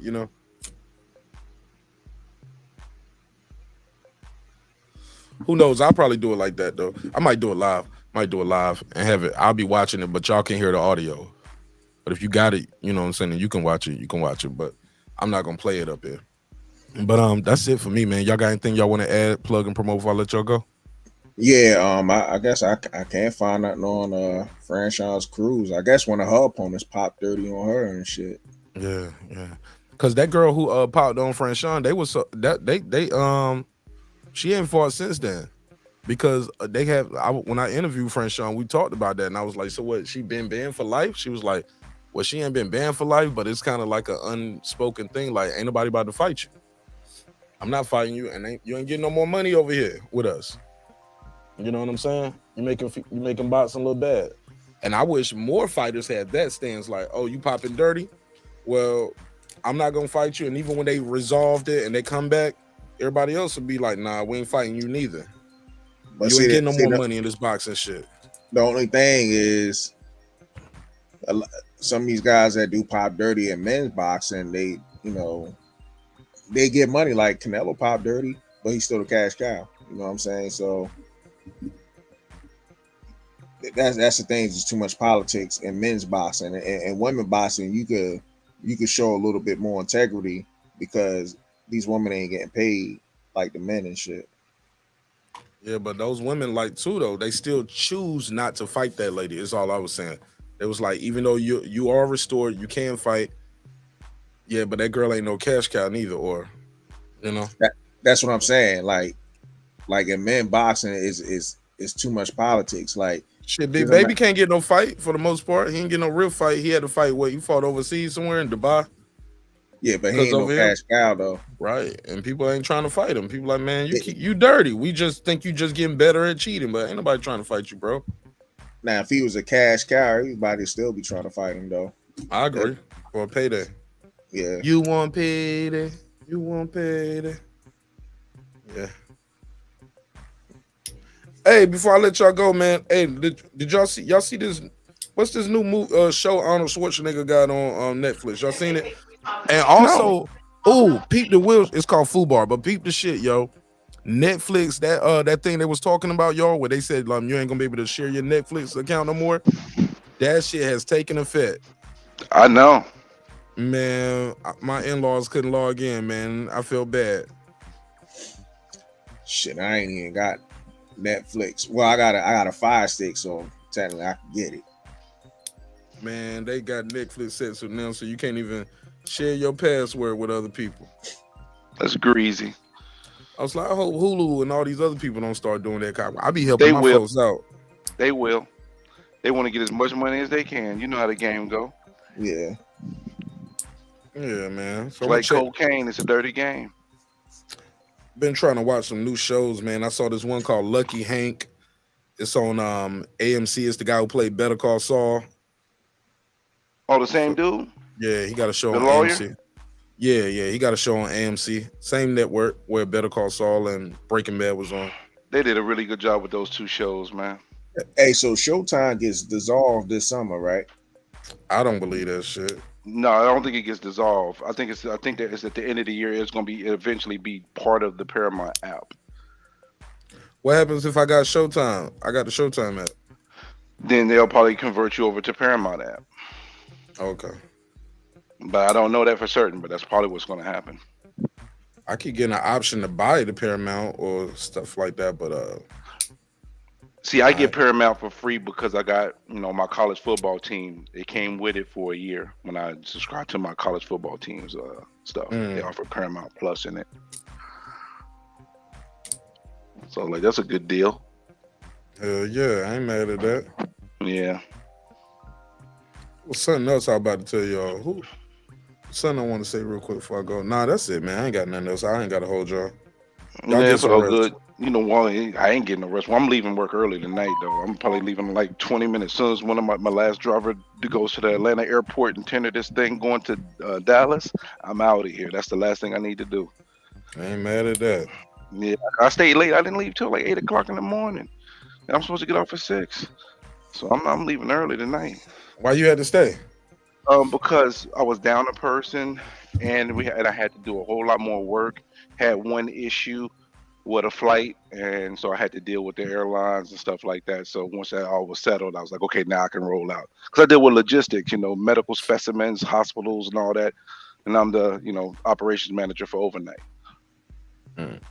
Yeah. Fun stuff, I tell you. Not really. Sounds fancy. Nah, it is what it is. They pay me enough not to leave here, but I ain't mad at that, man. That's about it. But hey, just listen, man. Everybody, just know it's gonna be a wonderful fish fry and grills. It's gonna be. Listen, it's gonna be so much fish consumed on the 29th. That's gonna be the most. I think that might be the day where the most fish is ever eaten in one day. Yeah, in the whole country, bro. Yeah, bro. People It's really gonna be. cook.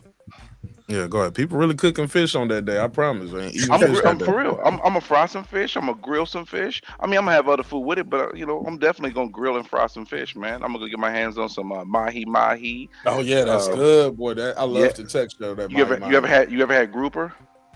Yeah. Yeah. So I get mahi grouper.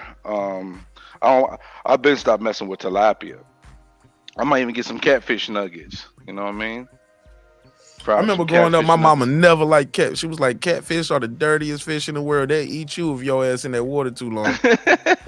They big She enough ain't and you lying. in that water long enough, they'll eat your ass. I was like, damn. She ain't lying though.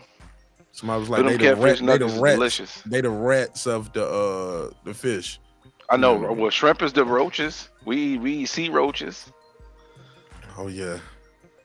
Sea roaches. They delicious though. I be on them shits too. Hell Dip 'em, yeah. Matter fried, of fact, scampi, the whole nine. you heard. I might fry some shrimp tonight. I might make some fried chicken wings and some fried shrimp. I might do that with a salad. I think that's what I'm gonna make for dinner. Yeah, tonight. ocean roaches. Get some of them ocean roaches. Sea roach. Yeah, sea roaches. Yum yum. Yeah, man. Yo, the way you was talking about that food though, man. You might need to do a food review or something too, boy. It was very salacious the way you was talking about that food that you made. You I'll like take the a bell picture. pepper sizzle. Yeah, I saute them bell peppers, those onions, those banana peppers.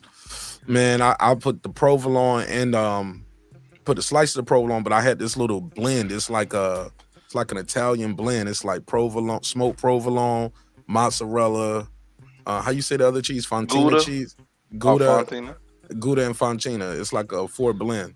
Oh, you Shit fancy as fire. fuck. You fancy as fuck. You Fire, fancy, bro. huh? You fancy, huh? Bro, cause look, I was gonna go to we got this cheesesteak spot here. It's a Philly spot called Big Dave's Cheesesteaks. And I was gonna drive to Big Dave's, and then I thought about I was like, man, I already got a grill on Monday. I got to grill out for the fam. So I was like, nah, I'm gonna just go to the grocery store, get a couple burgers, get the last little things I need for this barbecue on Monday. But fam, I was like, Big Dave's, man, them motherfuckers be expensive. Like that cheesesteak might be like that 10-inch, bro, or that shit's like $17 for one cheesesteak. Yeah, I was breaking a little bit of bread. I mean, that shit big as a forearm, bro. That shit be stacked. That should be stacked. But they got these little cheesesteak egg rolls my wife like, and they like $5 for one cheesesteak egg roll. Cheesesteak egg roll? It's a That sounds cheesesteak egg interesting. roll. That shit is fire. Let me see if I'm gonna show you. I'm gonna show y'all Big Dave's cheesesteak real quick. Let me share my screen. This shit fire, bro. You probably could get their recipe and try to duplicate what they I try, make. bro. I try to do it every time, bro. Every time I make cheesesteaks, I be like, I'm gonna make this shit like Big Dave's. But they do it like they be doing it like put a little cheese whiz or something. I guess that's how they do it in Philly. That's And the growing Philly. up, That's the Philly. I never had a cheesesteak with cheese whiz until I ate it from Big Dave's, and shit, I be on that shit now. I be like, yo, give me the Big Dave's way. They're like, how you want it? I be like, how it comes. Give it to me exactly how it comes. You know what I'm saying? Yeah, I done had quite a few Philly cheesesteaks. I used to go to battle rap events in Philly, and every time I used to go to Philly, I get a give me a cheesesteak. Nigga, this shit right here is fire. This Big Dave shit is fire. Let me see if they got any pictures up here. Let me see if they got any pictures. Boom. Let me see. Man, you look at my man right there eating the cheesesteak. I want you. Matter of fact, I'm gonna show you that shit on Instagram so you can see how they make it and you can really see what it looked like. This shit is delicious, bro. And it's worth every bit of 17. Sometimes I go there and I was like, let me get one for now, one for later. Shit. You fat as hell, boy. One for now, one for later. Hey, look, man, cause look, that was when they used to be downtown. Cause downtown, bro, you used to have to go downtown to get one, but it would be like such a long line, and you had to wait, and like it was just they had a Doraville and downtown Atlanta, and Doraville is past downtown for me, so I was like, nah. But then they got one like near the south side. Can you order though? Can you pre-order and go pick it up? Hell no, you gotta wait, bro. You gotta That's sit there and dirty. wait for that shit. Yup, you gotta sit there and wait for these shits. But then they got one. They got one inside the Georgia Dome now too. Let me see. This one of them cheesesteak egg rolls right here. But did you hold on? Look at the picture right here, bro. Shit, fire. Let me see. They must be doing good because you saying they had one here, now they got one here, now they got one here, so Yeah, they got 4. expanding. They expanding, bro. It's black owned too. That young black dude owned it. Look at this That's cheese. what's That up. shit big as hell, bro. Look at this shit. Damn. That shit fire. I want. Oh, this how they do the egg rolls right here. So look, this them doing their little cheesesteak egg rolls or what? Yeah. Boom. Let me see. Oh, nah, this ain't the one. But this the owner right here, young dude. Okay. And he look like he in his 20s. Nah, he ain't in his 20s. He just look young. He don't eat Big Dave's all day. His name Derek. His name. Yeah. He make them, but he don't eat them. Yeah, Dr. Hayes. Derek Hayes. Let me see. I'm trying to, cause when they do it, it was like, man, it's all about the flip. Here. Oh yeah. Oh, they be having the salmon cheesesteaks too. They got the salmon and the chicken. They got the salmon cheesesteaks. Bro, that shit fire. They got them salmon egg rolls, the salmon cheesesteak egg rolls, or you can get the actual salmon Philly with all the vegetables. Man, look at this shit, bro. This shit is fire. Fire. Man, I'm trying to show the one where they actually be grilling. And this the new location right here that I went to the other day. Oh, they just opened that up about, what, 2 months ago? Yeah, it just opened. Yo, this what they had a little event, like, where they was trying, I guess they trying to do breakfast, but they only doing breakfast downtown. You gotta go downtown to get the breakfast. Man, you doing some fire. I'm looking for this grill right here. They be list that salmon right here, and they be rolling that egg roll up. Shits are fire. Look at this. Oh my God. Are they gonna do the pull on the joint? Yeah, what was that?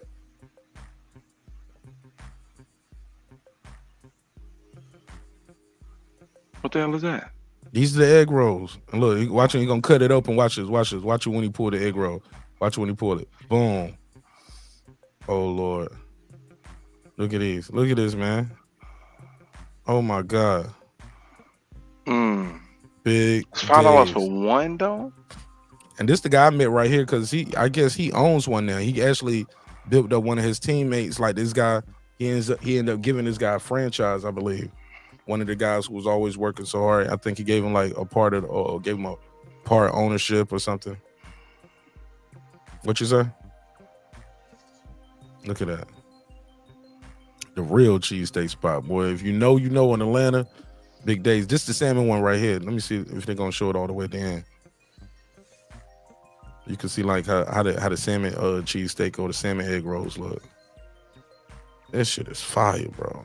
Is it better than the Philly cheese? With the salmon? Nah, that Yeah. Philly is their signature shit, bro. Ain't nothing fuck when they Philly, bro. But these egg rolls are fire, bro. I pull up there, I get a Philly, and I might get a Philly and get my wife her egg rolls, but then I might give me an egg roll just to eat on the way home because that shit is just smelling too good. Look at that shit. Oh my God. Yeah, man. Big Days. Look at that. Boom. Slap that meat up there. Pause. Look at this shit. Look at it. Look at this shit. This shit is fire, bro. Shoot. That shit is. Look at that, yo. That shit is. Shit, Mark, you sound like you about to buy one first thing in the morning, man. I know, man. He over there getting moist for it, boy. Yo, y'all niggas wildin', bro. Y'all niggas wildin'. The real cheesesteak spot, bro. When I tell you, bro, this shit is legendary, bro. Once you have it here, it's hard to eat a Philly somewhere else, bro, in Atlanta, bro. We be on these joints, right? Look at these egg roll, that cheesesteak egg roll. That shit is fire. That shit is fire. Y'all niggas ain't never had no cheesesteak egg roll, huh? Look at that. Nah. Look at that. Look at that shit. Man. All right, man. Let me get up off here and go in here. Yeah, man. Till next time, hungry, man. Oh, man. Oh, Shout yeah, out don't to Big forget the Days inbox. need to shoot me some bread for this little ad spot I just did. For real, though. Don't forget to inbox me, bro. You know what I'm talking about? Yeah, I got you. All right. Hey, look, they serve wings and all that shit there, bro. I ain't never had no wings at no Big Days. Them wings expensive too. They probably like $1 a wing. Like a 10-piece might be $10. I wish I would. Oh, this the video right here. There we go. Look at this. Look at this. Look at them. Bro, that's how they look too. You see how they pack them joints? I told you they be big as hell, bro. Look at that. Good Lord. Oh my God. Look at this shit, man. Oh man, y'all better get y'all something to eat, man. Y'all better get y'all something to eat this morning. Yo. Yeah, I hit you up, man, but yeah, I gotta read that message again too. Did I say not? Did it say not to tell nobody? But it is. Let me see. Let me make sure I'm reading. Well, I'm not gonna say anything though. You know, I'm not gonna make that public. Just out of respect. It says off the record, so it is off the record, and it's not official, but it's what we hearing. But yeah, I'll shoot you a line. Try something like another fight or some shit. Yeah. Yep. Another fight. Title fight too. Look at this, man. Are y'all looking at this, man? Look at this damn cheese steak, yo. And that's how the poster is too. The poster is him like that, like right here holding that big ass cheese steak right there. You see, that's Big Dave. Good night. Okay. All right, man. Y'all got anything else before I let y'all go? Nah, y'all get y'all something to eat. It's too early for them. I'm going to bed when I get out of here. He said, look up Filipino egg rolls. Best egg rolls. Okay. I'm gonna have to check that out. Shout out to my boy Transcendent Sports Channel. You got anything else, man? Y'all want to plug and promote anything before I let y'all go? Nah, I'm good. Nah, only thing I want to promote is the fish fry on the 29th. That's it. Hey, it's going down.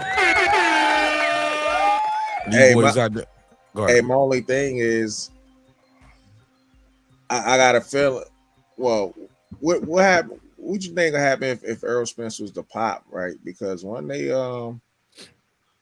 asking for Errol Spence to go ahead and apply for that VADA testing or some shit, I think that was that dude from you talking about the king of all cheats, right? Yeah. Conti, Victor. I don't know. I don't know if they signed up for VADA or not. I ain't gonna even try to read into that. Terence already signed up for VADA. They both better be signed up then. And I think Conti had message Errol Spence was like, hey, Terence Crawford already signed up. We waiting on you. And what's the update on that? That was through his Twitter and shit. That was about the other day when he came out with that. No, that was like 2 weeks ago, I think. Oh, was it 2 weeks ago? Yeah, it was a little bit ago. I remember seeing it. I was like, why are you doing that on Twitter? But you know. So is he signed up yet or not? I don't know. Because I didn't see VADA come out with anything saying, you know, these guys have signed up yet. So we got to do some research. Let's see if we go to their website. I think they usually post it on their website, right? They'll post it on Twitter, as a matter of fact. Okay, I gotta check that out. Yo, and Big Days to get out of here with that food truck. Look at me back on Big Days. These niggas be out here driving around with the food truck where you can just get you some of the egg rolls on the go all over the city. Yeah, I'm fucking with this shit. But yeah, man, we gotta keep up on that, find out what's going on with that VADA testing, because that's important. But neither one of these guys have a history of popping dirty. But then again, neither did Hannah Gabriels, right? Yeah. Make sure Errol Spence ain't got no puppies over there. If he ain't getting nothing, you know, he got a lot of animals on that ranch. He might be giving birth to a baby goat over there. All right, man. I'll see y'all later, man. That's it for me. I ain't got nothing else. No doubt, man. Blessings, bro. I'm just rambling at this point. All right, yeah. peace. I'm out of here in 5 minutes myself. Peace, bro. All right, cool. Peace. All right, look, it's been another great episode of Breaking Beats, where we break down business, entertainment, art, technology, sports, and anything else you and I feel like talking about. It's a hip-hop political sports show with a comedy twist, like to let the jokes fly. You know why? Life is serious enough. Appreciate y'all rocking with me, man. Had a little pop-up episode on y'all. What up? Let's still do this neighbors only roll call. Toya the Tutor, what up? What up? Brim Reaper, appreciate you being on the panel chopping it up with me, homie. What up? Kendall, What the up? kid is back. What up? Johnny Goodman, What up? DJ, What up? D-Lo 404 Boxing, What up? Sean T, What up? Kansas City Mac. On the mic with Terrence Bailey Sr., Karma Serene, Ace Retro, that guy Clips 330, Nick Rich, Aaron Parker, Big Hova, Ben Adams, Titus the Titan, Taylor Bell, Stephen Bateman, all the way in Australia. Mama, we made it. Down under. What up, gangsta? Juan Davila, Transcendent Sports Channel, my Filipino brother from another, all the way in Canada. What up? Fistiana Fights. What up? Jacob Sims, What up? Lady Shan Dundem Season, What up? Haplo, What up? Mike from Boston, What up? Patricia Shelton, What up? Miss Queen Sunkissed, What up? Rockman, What up? Beyond Above the Ring with Nonito and Rachel Donaire, What up, gangsta? True Media Today USA Boxing, What up? Puto, What up? Full Revolution, What up? KP from KC5, What up? Matt Wade, What up? Ill Status Boxing, What up? Tank the Sweet Science Examiner, What up? Beyond Above Media, What up? Pittsburgh T, What up? SF City Slicker, What up? I Know Boxing, What up? It's Mex, What up? Ride of the Storm, What Hit up? Her There, What up? Matty Yoel, What Cliff up? Bailey, What up? Con Shawnery, What up? Lisa Bells, What up? HLD, What up? Cooking with Sir Senior, What up? Brandon Washington, What up? D Bevel the Champ, What up? and of course the big fish himself, Derek Lincoln. What up, gangsta? Appreciate y'all, man. Thank y'all so much for supporting the show in a major way. Hey, look, man, sometimes we're gonna agree. Sometimes we're gonna disagree. Always remember, man, respect is free. Disrespect can cost you everything: your family, your freedom, your finances, most importantly, your life. And yeah, man, dreams require your sleep, goals require your effort. Go out there and get your goals. I'm going to get a cheesesteak.